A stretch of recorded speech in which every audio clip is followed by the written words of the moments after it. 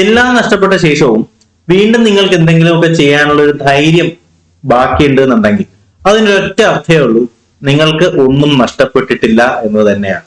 അപ്പോ അവസരങ്ങൾ നമ്മുടെ മുന്നിൽ ഇനിയുമുണ്ട്, നമ്മുടെ മുന്നിൽ ആവശ്യത്തിന് സമയവും ഇനിയുണ്ട്. അപ്പൊ ഇനിയുള്ള സമയം ഈ പറയുന്ന അവസരത്തിനെ നല്ല രീതിയിൽ വിനിയോഗിച്ചാൽ നമുക്ക് നമ്മൾ ഉദ്ദേശിക്കുന്നിടത്തേക്ക് തന്നെ എത്താനായിട്ട് കഴിയും. അപ്പൊ എന്തായാലും എപ്പോഴും പറയുന്ന പോലെ തന്നെ ഞാൻ നിങ്ങളുടെ കൂടെ ഉണ്ട്. അപ്പോ തീർച്ചയായിട്ടും നിങ്ങളും എന്റെ കൂടെ തന്നെ ഉണ്ടാവണം. അപ്പൊ ഞാൻ ഈ പറയുന്ന കാര്യങ്ങൾ പഠിച്ചെടുക്കാനായിട്ട് ശ്രമിക്കുക. അപ്പൊ നമുക്ക് എന്തായാലും ഇന്നത്തെ ക്ലാസ്സിലേക്ക് തന്നെ കിടക്കാം. അപ്പോ നോളജ് ഫാക്ടറിയിലെ പുതിയൊരു വീഡിയോയിലേക്ക് എല്ലാവർക്കും സ്വാഗതം.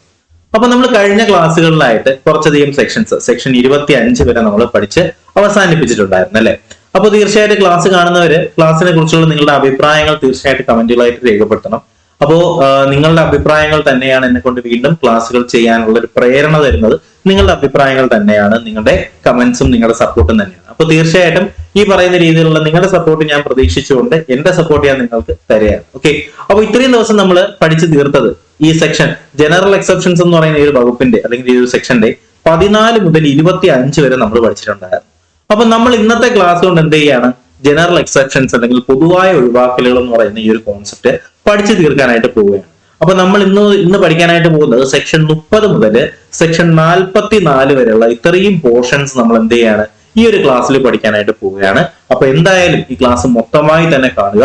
അപ്പൊ 1-2 തവണ ക്ലാസ് കണ്ട് പഠിപ്പിക്കുന്ന കാര്യങ്ങൾ അപ്പോൾ തന്നെ പഠിച്ചു പോകാനായിട്ട് ശ്രമിക്കുക. നമ്മൾ വളരെ സിമ്പിൾ ആയിട്ട് ഡെയിലി ലൈഫ് എക്സാമ്പിൾസ് ഒക്കെ ആയിട്ട് റിലേറ്റ് ചെയ്താണ് പഠിപ്പിക്കുന്നത് അല്ലെ. അപ്പൊ ഈ ഒരു ക്ലാസ്സിന് ശേഷം, ഇന്നത്തെ ഈ ഒരു ക്ലാസ്സിന് ശേഷം ഈ ജനറൽ എക്സെപ്ഷൻസ് പൊതുവായ ഒഴിവാക്കലുമായിട്ട് ബന്ധപ്പെടുത്തിയിട്ടുള്ള ഒരു മോഡൽ എക്സാം, ഒരു മോഡൽ എക്സാം ഉണ്ടാവും. അപ്പൊ തീർച്ചയായും ആ ഒരു എക്സാം കൂടി നിങ്ങളൊന്ന് അറ്റൻഡ് ചെയ്യണം. ഓക്കെ, അപ്പൊ നമുക്ക് എന്തായാലും ഇന്നത്തെ ക്ലാസ്സിലെ ആദ്യത്തെ സെക്ഷനിലേക്ക് കിടക്കാം. ഇന്ന് നമ്മൾ ആദ്യമായിട്ട് പഠിക്കാനായിട്ട് പോകുന്ന വകുപ്പ് എന്ന് പറയുന്നത് സെക്ഷൻ 26 എന്ന് പറഞ്ഞാൽ എന്താണ് സെക്ഷൻ 26? ഒന്ന് നോക്കിയേ. മരണം സംഭവിപ്പിക്കണം എന്ന ഉദ്ദേശമില്ലാതെ ഒരാളുടെ ഗുണത്തിനായി സമ്മതത്തോടുകൂടി ഉത്തമ വിശ്വാസപൂർവ്വം ചെയ്യുന്ന കൃത്യത്തെ കുറിച്ച് പ്രതിപാദിക്കുന്നതാണ് സെക്ഷൻ 26. എന്താണ്? മരണം സംഭവിപ്പിക്കണം എന്ന് പറയുന്ന ഉദ്ദേശമില്ലാതെ ഒരാളുടെ ഗുണത്തിന് വേണ്ടിയിട്ട് സമ്മതത്തോടുകൂടി ഉത്തമ വിശ്വാസപൂർവ്വം ചെയ്യുന്ന കൃത്യം. ഇതിൽ നമ്മൾ ശ്രദ്ധിക്കേണ്ട വാക്കുകൾ ഇതൊക്കെയാണ്. എന്തൊക്കെയാണ്? ഇവിടെ നമുക്ക് എന്തില്ല, ഒരാളുടെ മരണം സംഭവിപ്പിക്കണം എന്ന ഉദ്ദേശം നമുക്ക് ഇല്ല. അയാളുടെ ഗുണത്തിന് വേണ്ടിയിട്ടാണ് നമ്മൾ ചെയ്യുന്നത്, അയാളുടെ നല്ലതിന് വേണ്ടിയിട്ടാണ് ചെയ്യുന്നത്. എങ്ങനെയാണ്? അയാളുടെ സമ്മതത്തോടുകൂടി അയാളുടെ ഉത്തമ വിശ്വാസപൂർവ്വം ചെയ്യുന്ന കൃത്യത്തെ കുറിച്ച് പ്രതിപാദിക്കുന്നതാണ് സെക്ഷൻ 26 എന്ന് പറയുന്നത്. കുറച്ചുകൂടി ഡീറ്റെയിൽ ആയിട്ട് പറയുകയാണെന്നുണ്ടെങ്കിൽ, മരണം സംഭവിപ്പിക്കണമെന്നുള്ള ഉദ്ദേശമില്ലാതെ ഒരാളുടെ ഗുണത്തിനായി അയാളുടെ സമ്മതത്തോടു കൂടി ചെയ്യുന്ന പ്രവൃത്തി ആ വ്യക്തിക്ക് ഹാനിയായി സംഭവിക്കുകയാണെങ്കിൽ ഒരു കാരണവശാലും അത് നമുക്ക് കുറ്റമായിട്ട് പറയാനായിട്ട് കഴിയത്തില്ല. അതിന്റെ ഒരു എക്സാമ്പിൾ ആണ് ഞാൻ ഇവിടെ കൊടുത്തിട്ടുള്ളത്. അപ്പൊ ഇവിടെ കാണുന്നത് എന്ന് പറയുന്ന ആരാണ്? ഒരു ഡോക്ടർ ഉണ്ടല്ലേ, ഒരു ഡോക്ടർ ഉണ്ട്. ഇവിടെ ഒരു രോഗിയുണ്ട്. അപ്പോ ഈ രോഗിയുടെ അടുത്ത് ഡോക്ടർ പറയുകയാണ്, ഞാന് തന്നെ ഓപ്പറേഷൻ ചെയ്യാൻ പോവുകയാണ്, തനിക്ക് ഹാർട്ടിന് ചെറിയൊരു പ്രശ്നമുണ്ട്, ഇത് ഹാർട്ടാണ്, ഇത് മാങ്ങാണ്ടിയൊന്നുമല്ല, ഹാർട്ടാണ് കേട്ടോ. ഓക്കെ, ഞാൻ നന്നായിട്ട് പടം വരയ്ക്കും, അതുകൊണ്ട് നിങ്ങൾക്ക് പലതും തോന്നും. അപ്പൊ ഇത് ഹാർട്ടാണ് സംഭവം. അപ്പോ ഡോക്ടർ പറയുകയാണ്, ഞാൻ എന്ത് ചെയ്യാണ്, ഓപ്പറേഷൻ ചെയ്യാനായിട്ട് പോവുകയാണ്, ചിലപ്പോ ഇങ്ങനെയൊക്കെയാണ് കാര്യങ്ങൾ, കുറച്ച് കോംപ്ലിക്കേഷൻ ആണ് എന്ന് ഈ രോഗിയുടെ അടുത്ത് പറയുകയാണ്. അപ്പൊ ആ രോഗിക്ക് എന്ത് ചെയ്യുന്നു, ആ രോഗി സമ്മതിക്കുകയാണ് ഡോക്ടറുടെ അടുത്ത്, കാരണം ഡോക്ടറെ എന്നെ ഓപ്പറേഷൻ ചെയ്തോളൂ, എന്ത് ചെയ്യുന്നു, ഞാൻ അതിന് വേണ്ടിയിട്ട് സമ്മതിക്കുന്നു. കാര്യം എന്റെ ഈ രോഗം മാറണം, അതിന് വേണ്ടിയിട്ട് ഞാൻ സമ്മതിക്കുകയാണ്. അപ്പൊ ഡോക്ടർ പറയും, ഇതൊരു സിവിയർ കണ്ടീഷൻ ആണ്, കാരണം തന്റെ ഹാർട്ട് ഒട്ടും ശരിയല്ല, ഫുൾ അടിച്ചു പോയിരിക്കുകയാണ്, ഈ ഓപ്പറേഷൻ ചെയ്താലേ എന്തെങ്കിലുമൊക്കെ മാറ്റം ഉണ്ടാകത്തുള്ളൂ എന്ന് പറയുകയാണ്. ഇപ്പൊ രോഗി പറയുകയാണ്, എനിക്ക് ഡോക്ടറിനെ വിശ്വാസമാണ്, എനിക്ക് സമ്മതമാണെന്ന് പറഞ്ഞുകൊണ്ട് ഈ രോഗിയുടെ സമ്മതത്തോടുകൂടി, ശ്രദ്ധിക്കുക, ഈ രോഗിയുടെ ഗുണത്തിന് വേണ്ടിയിട്ട്, രോഗിയുടെ മരണം സംഭവിപ്പിക്കണം എന്ന് പറയുന്ന ഉദ്ദേശമില്ലാതെ ഈ രോഗിയുടെ ഗുണത്തിന് വേണ്ടിയിട്ട് രോഗിയുടെ ഉത്തമ വിശ്വാസപൂർവ്വം ഡോക്ടർ ചെയ്യുന്ന ഈ ഒരു കൃത്യത്തിൽ ഡോക്ടറിന്റെ കുറ്റമല്ല, പക്ഷെ രോഗി മരിച്ചു പോകുന്നു. ഈ പാവപ്പെട്ട മനുഷ്യൻ എന്ത് ചെയ്യുന്നു, രോഗിതാ മരിച്ചുപോയി, കണ്ണടിച്ചു പോയി. ഓക്കെ, രോഗി മരിക്കുന്നു. രോഗി മരിച്ചാലും എന്താണ് സംഭവം? അത് കുറ്റകരമായിട്ട് മാറത്തില്ല. കാര്യം ഇവിടെ ഈ രോഗിയുടെ കൺസെന്റ് നമുക്കുണ്ടല്ലേ, കൺസെന്റ് ഉണ്ട്, സമ്മതമുണ്ട്. എന്നെ ഓപ്പറേഷൻ ചെയ്തോളൂ, എനിക്ക് എന്തെങ്കിലും സംഭവിച്ചാല് അതിന് ഡോക്ടർ ഉത്തരവാദി അല്ല എന്ന് പറയുന്ന രീതിയിലുള്ള ഒരു കൺസെന്റ് രോഗിയുടെ ഭാഗത്ത് നിന്ന് മാർക്കുണ്ടായിട്ടുണ്ട്, ഡോക്ടറിന് ഉണ്ടായിട്ടുണ്ട്. സോ അത് കുറ്റകരമായിട്ട് കണക്കാക്കാനായിട്ട് കഴിയുമോ? ഒരിക്കലും അത് ഡോക്ടറിന്റെ കുറ്റമല്ല. അപ്പൊ ഇങ്ങനെ പറയുന്ന അല്ലെങ്കിൽ ഒരാളുടെ മരണം സംഭവിപ്പിക്കണമെന്നുള്ള ഉദ്ദേശമില്ലാതെ ഗുണത്തിനായി സമ്മതത്തോടുകൂടി ഉത്തമ വിശ്വാസപൂർവ്വം ചെയ്യുന്ന ഒരു കാര്യമാണെങ്കിൽ അത് പറയുന്നത് സെക്ഷൻ 26-നകത്താണ് എന്നുള്ള കാര്യം മനസ്സിലാക്കിയേക്കുക. ക്ലിയർ ആണ് എന്ന് തന്നെ പ്രതീക്ഷിക്കുന്നു. ഓക്കെ അല്ലേ? നിങ്ങൾക്ക് കാര്യങ്ങൾ മനസ്സിലാവുന്നുണ്ടെങ്കിൽ തീർച്ചയായിട്ടും നിങ്ങളുടെ അഭിപ്രായങ്ങൾ നിങ്ങൾ എന്ത് ചെയ്യുക, കമന്റ്സ് ആയിട്ട് രേഖപ്പെടുത്തണേ. കാര്യം നിങ്ങളുടെ അഭിപ്രായങ്ങൾ അല്ലെങ്കിൽ നിങ്ങളുടെ നിർദ്ദേശങ്ങൾ നിങ്ങളുടെ താല്പര്യങ്ങൾക്ക് അനുസരിച്ച് തന്നെയാണ് ക്ലാസ്സുകൾ കൊണ്ടുപോകുന്നത്. അപ്പൊ നിങ്ങളുടെ അഭിപ്രായങ്ങൾ, നിങ്ങളുടെ കമന്റ്സ്, നിങ്ങളുടെ സപ്പോർട്ട് ഒക്കെ വളരെ അത്യാവശ്യമാണ് നമ്മുടെ ഈ ഒരു ചെറിയ ചാനലിന്. അപ്പൊ എന്തായാലും വീഡിയോ ഇഷ്ടമായെങ്കിൽ ഒന്ന് ലൈക്ക് ചെയ്തേക്കുക. ചാനൽ സബ്സ്ക്രൈബ് ചെയ്ത് ആരെങ്കിലും കാണുന്നുണ്ടെങ്കിൽ തീർച്ചയായും ചാനൽ സബ്സ്ക്രൈബ് ചെയ്ത് നിങ്ങൾ PSC പഠിക്കുന്ന കൂട്ടുകാരിലേക്കൊക്കെ എന്ത് ചെയ്യുക, നമ്മുടെ വീഡിയോസും ക്ലാസ്സും ഒക്കെ ഒന്ന് ഷെയർ ചെയ്ത് കൊടുക്കുക കേട്ടോ. അപ്പോൾ നമ്മുടെ ചാനൽ എന്ന് പറയുന്നത് വൻകിട പ്ലാറ്റ്ഫോം ഒന്നും അല്ല, ഒരു ചെറിയ ചാനലാണ്. സോ നിങ്ങളുടെ സപ്പോർട്ടും നിങ്ങളുടെ പിന്തുണയും കൊണ്ട് തന്നെയാണ് മുന്നോട്ട് പോകുന്നത്. ഓക്കെ, അപ്പൊ ഈ ഒരു സെക്ഷൻ ഓക്കെ ആണ് എന്ന് തന്നെ പ്രതീക്ഷിക്കുന്നു. അപ്പൊ നമുക്കിനി നോക്കാനുള്ളത് അടുത്ത സെക്ഷനാണ്, സെക്ഷൻ 27. അതിന് മുന്നേ ഒരു ചെറിയൊരു കാര്യം പറഞ്ഞോട്ടെ. നിങ്ങൾക്കറിയാം നമ്മുടെ ചാനലിൽ നിലവിലെ കോഴ്സ് 2025 എന്ന് പറഞ്ഞിട്ടൊരു ബാച്ച് സ്റ്റാർട്ട് ചെയ്തിട്ടുണ്ട്. അതിന്റെ പ്രത്യേകത എന്ന് പറയുമ്പോൾ ഇതിനകത്ത് ഈ 2025 നടക്കാനായിട്ട് പോകുന്ന നമ്മുടെ പോലീസ്, എക്സൈസ്, ഫയർഫോഴ്സ്, ഇനി അടുത്ത 2026 സമയത്തൊക്കെ വരും നമ്മുടെ ബീറ്റ് ഫോറസ്റ്റിന്റെയും ഒരു കമ്പൈൻഡ് ബാച്ച് ആണത്. അപ്പൊ ഇതിലേക്ക് ജോയിൻ ചെയ്യാൻ താല്പര്യമുള്ളവർ എന്ത് ചെയ്യുക, ജോയിൻ ചെയ്യുക. എല്ലാത്തിന്റെയും ലാസ്റ്റ് ബാച്ചുകൾ റണ്ണിങ് ആണ്. അപ്പോൾ ജോയിൻ ചെയ്യാൻ താല്പര്യമുള്ളവർ താഴെ സ്ക്രോൾ ചെയ്യുന്ന നമ്പറിലേക്ക് നിങ്ങൾ ഒരിക്കലും കോൾ ചെയ്യരുത്. അത് കോൾ എനേബിൾഡ് നമ്പർ അല്ല. ആ നമ്പറിൽ നിങ്ങൾ വാട്സപ്പിൽ ഒരു മെസ്സേജ് ഇടുക, കോഴ്സ് 2025 മെസ്സേജ് ഇടുകയോ അല്ലാന്നുണ്ടെങ്കിൽ ആ നമ്പറിലേക്ക്, അത് ഗൂഗിൾ പേ നമ്പർ തന്നെയാണ്, ആ നമ്പറിലേക്ക് പേയ്മെന്റ് ചെയ്തിട്ട് അതേ നമ്പറിലേക്ക് തന്നെ വാട്സപ്പിൽ ആ പേയ്മെന്റിന്റെ സ്ക്രീൻഷോട്ട് അയച്ചാൽ നിങ്ങൾ ഗ്രൂപ്പിലേക്ക് ആഡ് ചെയ്യുന്നതായിരിക്കും. അപ്പൊ ഈ ഗ്രൂപ്പിനകത്ത് നിങ്ങൾക്ക് ഈ പറയുന്ന സ്പെഷ്യൽ ടോപ്പിക്കിന്റെ ക്ലാസ്സുകൾ, ലൈവ് എക്സാം അടുപ്പിച്ചുള്ള ലൈവ് ക്ലാസ്സുകൾ, മോഡൽ എക്സാംസ്, മോക്ക് ടെസ്റ്റുകൾ, പ്രീവിയസ് ഇയർ ക്വസ്റ്റ്യൻ പേപ്പേഴ്സ് എല്ലാം നിങ്ങൾക്ക് അതിനകത്ത് അവൈലബിൾ ആയിരിക്കും. എന്തായാലും യൂസ്ഫുൾ ആയിരിക്കും. അഥവാ നിങ്ങൾക്ക് ഇപ്പോൾ പോലീസ് മാത്രം മതി, അല്ലെങ്കിൽ നിങ്ങൾക്ക് ഫയർമാൻ, ഫയർവുമൺ മാത്രം മതി, എക്സൈസ് മാത്രം മതി, അല്ലെങ്കിൽ ബീറ്റ് ഫോറസ്റ്റ് മാത്രം മതി, അല്ലെങ്കിൽ നമുക്കിനി വരാൻ പോകുന്ന സബ് ഇൻസ്പെക്ടർ മെയിൻസിന്റെ ബാച്ച് നമ്മൾ സ്റ്റാർട്ട് ചെയ്തിട്ടുണ്ട്, സബ് ഇൻസ്പെക്ടർ മെയിൻസ് മാത്രം മതി, അല്ലെങ്കിൽ നിങ്ങൾക്ക് ഇപ്പോൾ ഡ്രൈവറിന്റെ ക്ലാസ്സുകൾ, CPO ഡ്രൈവറും അതുപോലെ തന്നെ നമ്മുടെ ഫയർഫോഴ്സിന്റെ ഡ്രൈവറിന്റെയും ക്ലാസ്സുകൾ സ്റ്റാർട്ട് ചെയ്തിട്ടുണ്ട്. ഇപ്പൊ ഏതാണെങ്കിലും നിങ്ങൾ എന്ത് ചെയ്യുക, നമ്മുടെ വാട്സ്ആപ്പ് നമ്പറിലേക്ക് ഒരു മെസ്സേജ് ഇടുക, അല്ലെങ്കിൽ പേയ്മെന്റ് ചെയ്തിട്ട് സ്ക്രീൻഷോട്ട് അയക്കുക, നിങ്ങൾ ഗ്രൂപ്പിലേക്ക് ആഡ് ചെയ്യുന്നതായിരിക്കും. ഓക്കെ, അപ്പൊ നമുക്ക് ഇനി നമ്മുടെ അടുത്ത സെക്ഷനിലേക്ക് കിടക്കാം. അപ്പൊ നമ്മൾ ഇപ്പൊ പറഞ്ഞ എന്താണ്, ഈ 25 ശേഷമുള്ള, അല്ലെ 25 നമ്മൾ കംപ്ലീറ്റ് ചെയ്തിട്ടുണ്ടായിരുന്നു, 26 നമ്മൾ പറഞ്ഞു, അല്ലെ 26 നമ്മൾ പറഞ്ഞിട്ടുണ്ടായിരുന്നു. ഇനി നമുക്ക് നോക്കാനുള്ള സെക്ഷനാണ് സെക്ഷൻ 27. നമ്മൾ സിലബസ് വൈസ് ആയിട്ടാണ് കേട്ടോ പോകുന്നത്. അപ്പോൾ സെക്ഷൻ 27 എന്ന് പറഞ്ഞാൽ എന്താണ് സംഭവം? ആദ്യം നിങ്ങൾ ഈ ഒരു പിക്ചർ കാണുക. ഇതാരാണ്? ഒരു മുതുക്കനൊന്നുമല്ല, ഇതാരാണ്? ഒരു കുട്ടിയാണ്, അല്ലെ? ഒരു കുട്ടിയാണ്. ഓക്കെ, അപ്പോ കുട്ടിയുടെയോ, ശ്രദ്ധിക്കുക, കുട്ടിയുടെയോ, ഇവിടെ നമുക്ക് നോക്കാനുള്ളതാണ് 27. കുട്ടിയുടെയോ ചിത്തഭ്രമമുള്ള ഒരു വ്യക്തിയുടെയോ, നേരത്തെ പറഞ്ഞ സെയിം കണ്ടീഷൻ, ഗുണത്തിന് വേണ്ടി രക്ഷകർത്താവിന്റെ സമ്മതത്തോടുകൂടി, ഇവിടെ എന്താണ് പറയുന്നത്, ഇവിടെ കുട്ടിക്കും ചിത്തഭ്രമമുള്ള ഒരു വ്യക്തിക്കും സ്വന്തമായിട്ട് ഡിസിഷൻ എടുക്കാനുള്ള കപ്പാസിറ്റി ഇല്ല, അല്ലെങ്കിൽ കപ്പാസിറ്റി ഉണ്ടെങ്കിലും നമ്മൾ അതിനെ കണക്കാക്കത്തില്ല. സോ ഇവിടെ ഈ ഒരു എക്സെപ്ഷണൽ കേസ് ആയിട്ട് വരുന്ന ഒരു സാധനം എന്ന് പറയുന്നത് എന്താണ്, ഇവിടെ ഒരു കുട്ടിയാണെന്നുണ്ടെങ്കിൽ, അല്ലെങ്കിൽ എന്താണ്, ഒരു ചെറിയ കുട്ടിയാണെന്നുണ്ടെങ്കിലും, അതുപോലെ തന്നെ മാനസികമായ ഒരു വെല്ലുവിളി നേരിടുന്ന വ്യക്തി, അല്ലെങ്കിൽ മാനസിക വിഭ്രാന്തി ഉള്ള ഒരു വ്യക്തിയാണെന്നുണ്ടെങ്കിലും, ആ ഒരു പ്രസ്തുത വ്യക്തിയുടെ സമ്മതം നമുക്കൊരിക്കലും ഒഫീഷ്യൽ സമ്മതമായിട്ട് കണക്കാക്കാനായിട്ട് കഴിയത്തില്ല. സോ അവിടെ എന്താണ് നടക്കുന്നത്, എന്താണ് ചെയ്യുന്നത്, എന്താണ് അവിടെ രക്ഷകർത്താവിന്റെ സമ്മതത്തോടു കൂടി ഉത്തമ വിശ്വാസപൂർവ്വം ചെയ്യുന്ന കൃത്യമാണ് സെക്ഷൻ 27. നമ്മൾ നേരത്തെ പറഞ്ഞ സെയിം കണ്ടീഷൻ തന്നെയാണ് ഇവിടെ ആള് മാറുന്നു എന്നുള്ളതേ ഉള്ളൂ. ഇവിടെ കുട്ടി അല്ലെങ്കിൽ എന്താണ്, ചിത്തഭ്രമമുള്ള വ്യക്തി എന്ന് പറയും. ഓക്കെ, അപ്പൊ കുട്ടിയോ അല്ലെങ്കിൽ വട്ട് അല്ലെങ്കിൽ എന്താണ് ഭ്രാന്ത്, നമ്മൾ അങ്ങനെയൊന്നും പറയാൻ പാടില്ല, എന്നാലും മനസ്സിലാവുന്നതിന് വേണ്ടി പറയുന്നതാണ്. അപ്പൊ കുട്ടി അല്ലെങ്കിൽ ചിത്തഭ്രമമുള്ള ഒരു വ്യക്തി, ആ ഒരു പ്രസ്തുത വ്യക്തിക്ക് എന്തെങ്കിലും ഒരു ഇൻസിഡന്റ് അല്ലെങ്കിൽ എന്തെങ്കിലും ഒരു ആക്സിഡന്റ് സംഭവിച്ചു.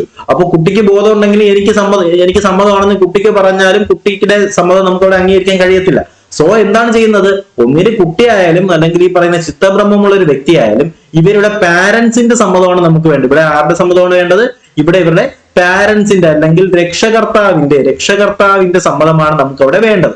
അപ്പൊ ഈ പറയുന്ന രക്ഷകർത്താവിന്റെ സമ്മതത്തോടു കൂടി നമ്മൾ ഈ പറയുന്ന കുട്ടിയായാലും ചിത്തഭ്രമമുള്ള ഒരു വ്യക്തിയായാലും നമ്മൾ അവരെ ചികിത്സിക്കുന്നു. അങ്ങനെ ചികിത്സിക്കുന്ന സമയത്ത് ഈ പറയുന്ന ഡോക്ടർ ചികിത്സിക്കുന്ന നേരെയാണ്, ഇവർക്ക് മരണം സംഭവിപ്പിക്കണം എന്നുള്ള ഒരു ഉദ്ദേശവും ആ പാവപ്പെട്ട ഡോക്ടറിനില്ല. പക്ഷെ അങ്ങനെ ചികിത്സിക്കുന്ന വേളയിൽ ഈ പറയുന്ന എന്താണ്, ചിത്തഭ്രമമുള്ള ഒരു വ്യക്തിക്കോ അല്ലെങ്കിൽ ഈ കുട്ടിക്കോ എന്തെങ്കിലും ഒരു വേണ്ടാത്തൊരു കാര്യം, അല്ലെങ്കിൽ ആ ഒരു വ്യക്തി മരിച്ചുപോയി എന്ന് തന്നെ ഇരിക്കട്ടെ, അങ്ങനെ ചെയ്താലും ഈ പറയുന്ന എന്താണ്, ചിത്തഭ്രമമുള്ള ഒരു വ്യക്തിയെ നമുക്ക് അല്ലെങ്കിൽ ഈ പറയുന്ന ഡോക്ടറിനെ നമുക്കവിടെ കുറ്റക്കാരനായിട്ട് കണക്കാക്കാനായിട്ട് കഴിയത്തില്ല എന്നാണ് എന്ത് ചെയ്യുന്നത് സെക്ഷൻ 27 പറയുന്നത്. അപ്പൊ ആ ഒരു കാര്യം കൃത്യമായിട്ട് നിങ്ങളുടെ മനസ്സിലിരിക്കണം. കാര്യം എന്താണ് പറയുന്നത്? ഒരു കുട്ടിയുടെയോ ചിത്തഭ്രമമുള്ള ഒരു വ്യക്തിയുടെയോ ഗുണത്തിന് വേണ്ടി ഉത്തമ വിശ്വാസപൂർവ്വം ആരുടെ രക്ഷകർത്താവിന്റെ സമ്മതത്തോടുകൂടി ഉത്തമ വിശ്വാസപൂർവ്വം ചെയ്യുന്ന ഒരു കൃത്യമാണെന്നുണ്ടെങ്കിൽ അത് പറയുന്നത് സെക്ഷൻ 27 എന്നുള്ള കാര്യം നിങ്ങൾ മനസ്സിലാക്കുക. ഓക്കെ, അപ്പോൾ ഇത് വലുതായിട്ട് ഡിഫൈൻ ചെയ്യാനുള്ള കാര്യമൊന്നുമില്ല, സിമ്പിൾ ആണ്. പിന്നെ നിങ്ങൾക്ക് മനസ്സിലാക്കുന്നതിന് വേണ്ടിയിട്ടാണ് ഇത്രയും ഡീറ്റെയിൽ ആയിട്ട് പറയുന്നത്. ഓക്കെ, ഇതിൽ കുട്ടി എന്ന് പറയുന്നത് 12 വയസ്സിൽ താഴെയോ എന്നാണ്.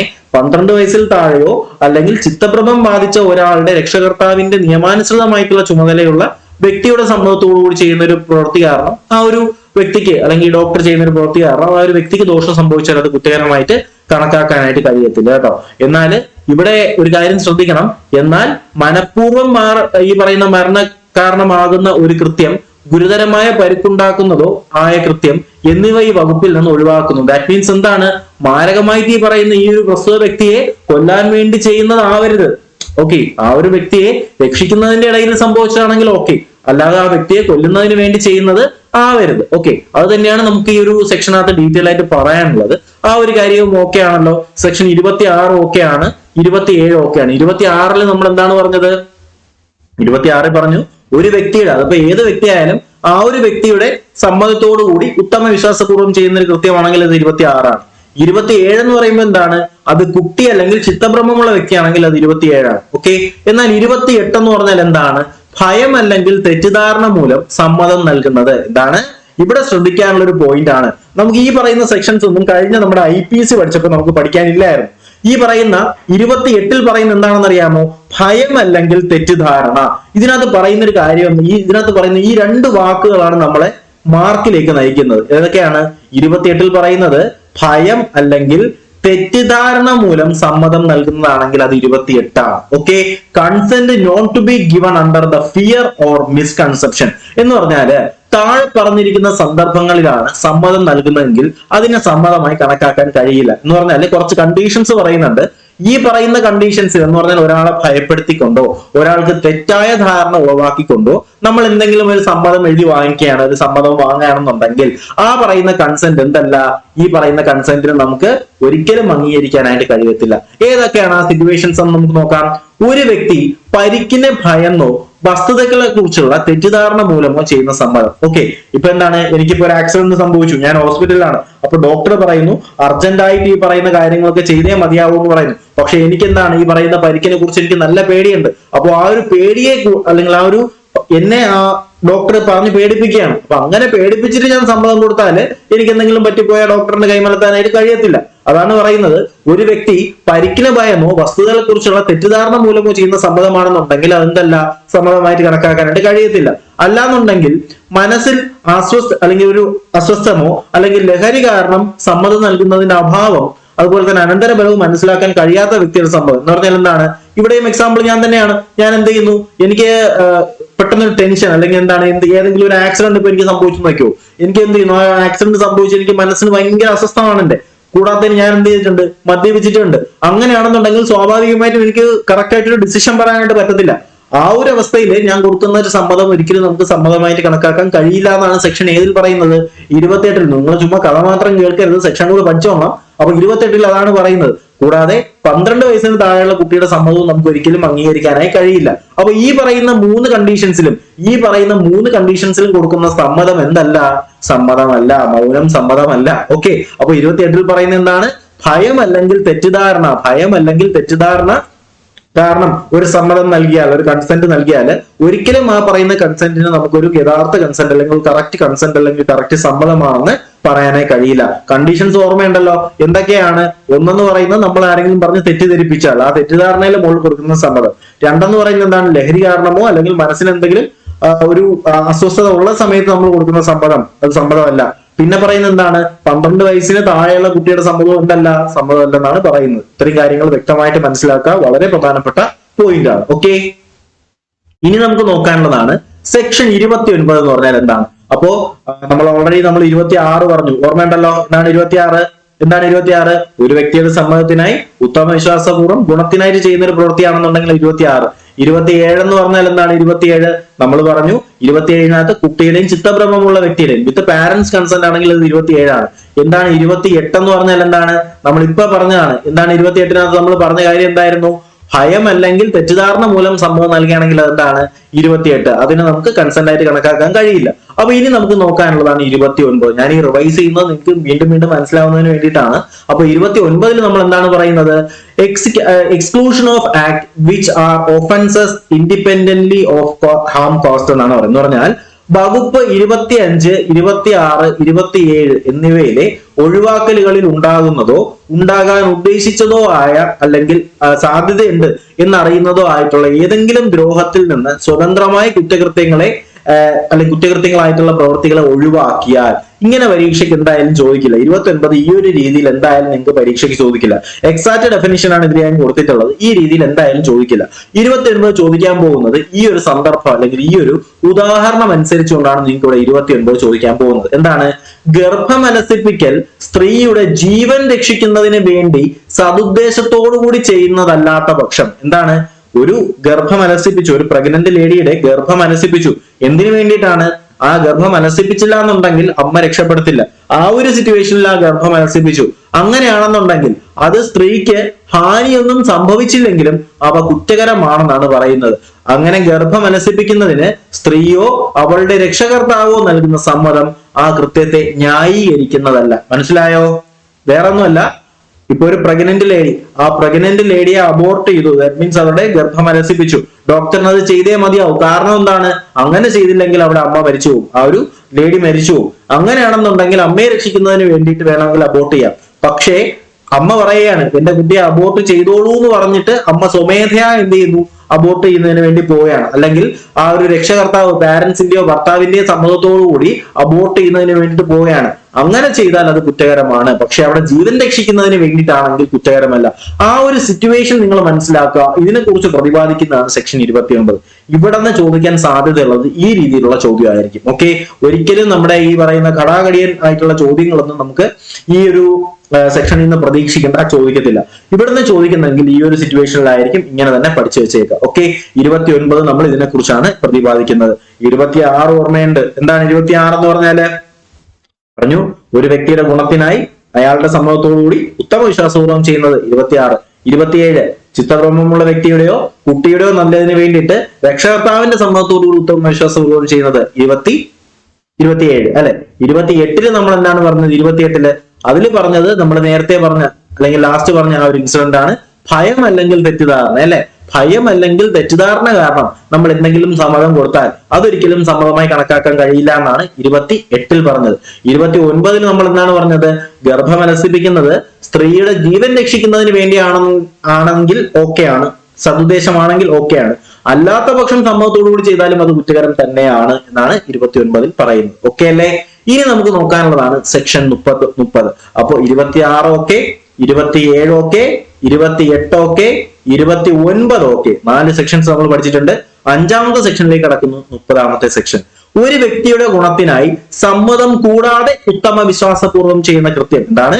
ഒരു വ്യക്തിയുടെ ഗുണത്തിനായി സമ്മതം കൂടാതെ ഉത്തമ വിശ്വാസപൂർവ്വം ചെയ്യുന്ന കൃത്യമാണെങ്കിൽ 30 വളരെ പ്രധാനപ്പെട്ടതാണ്.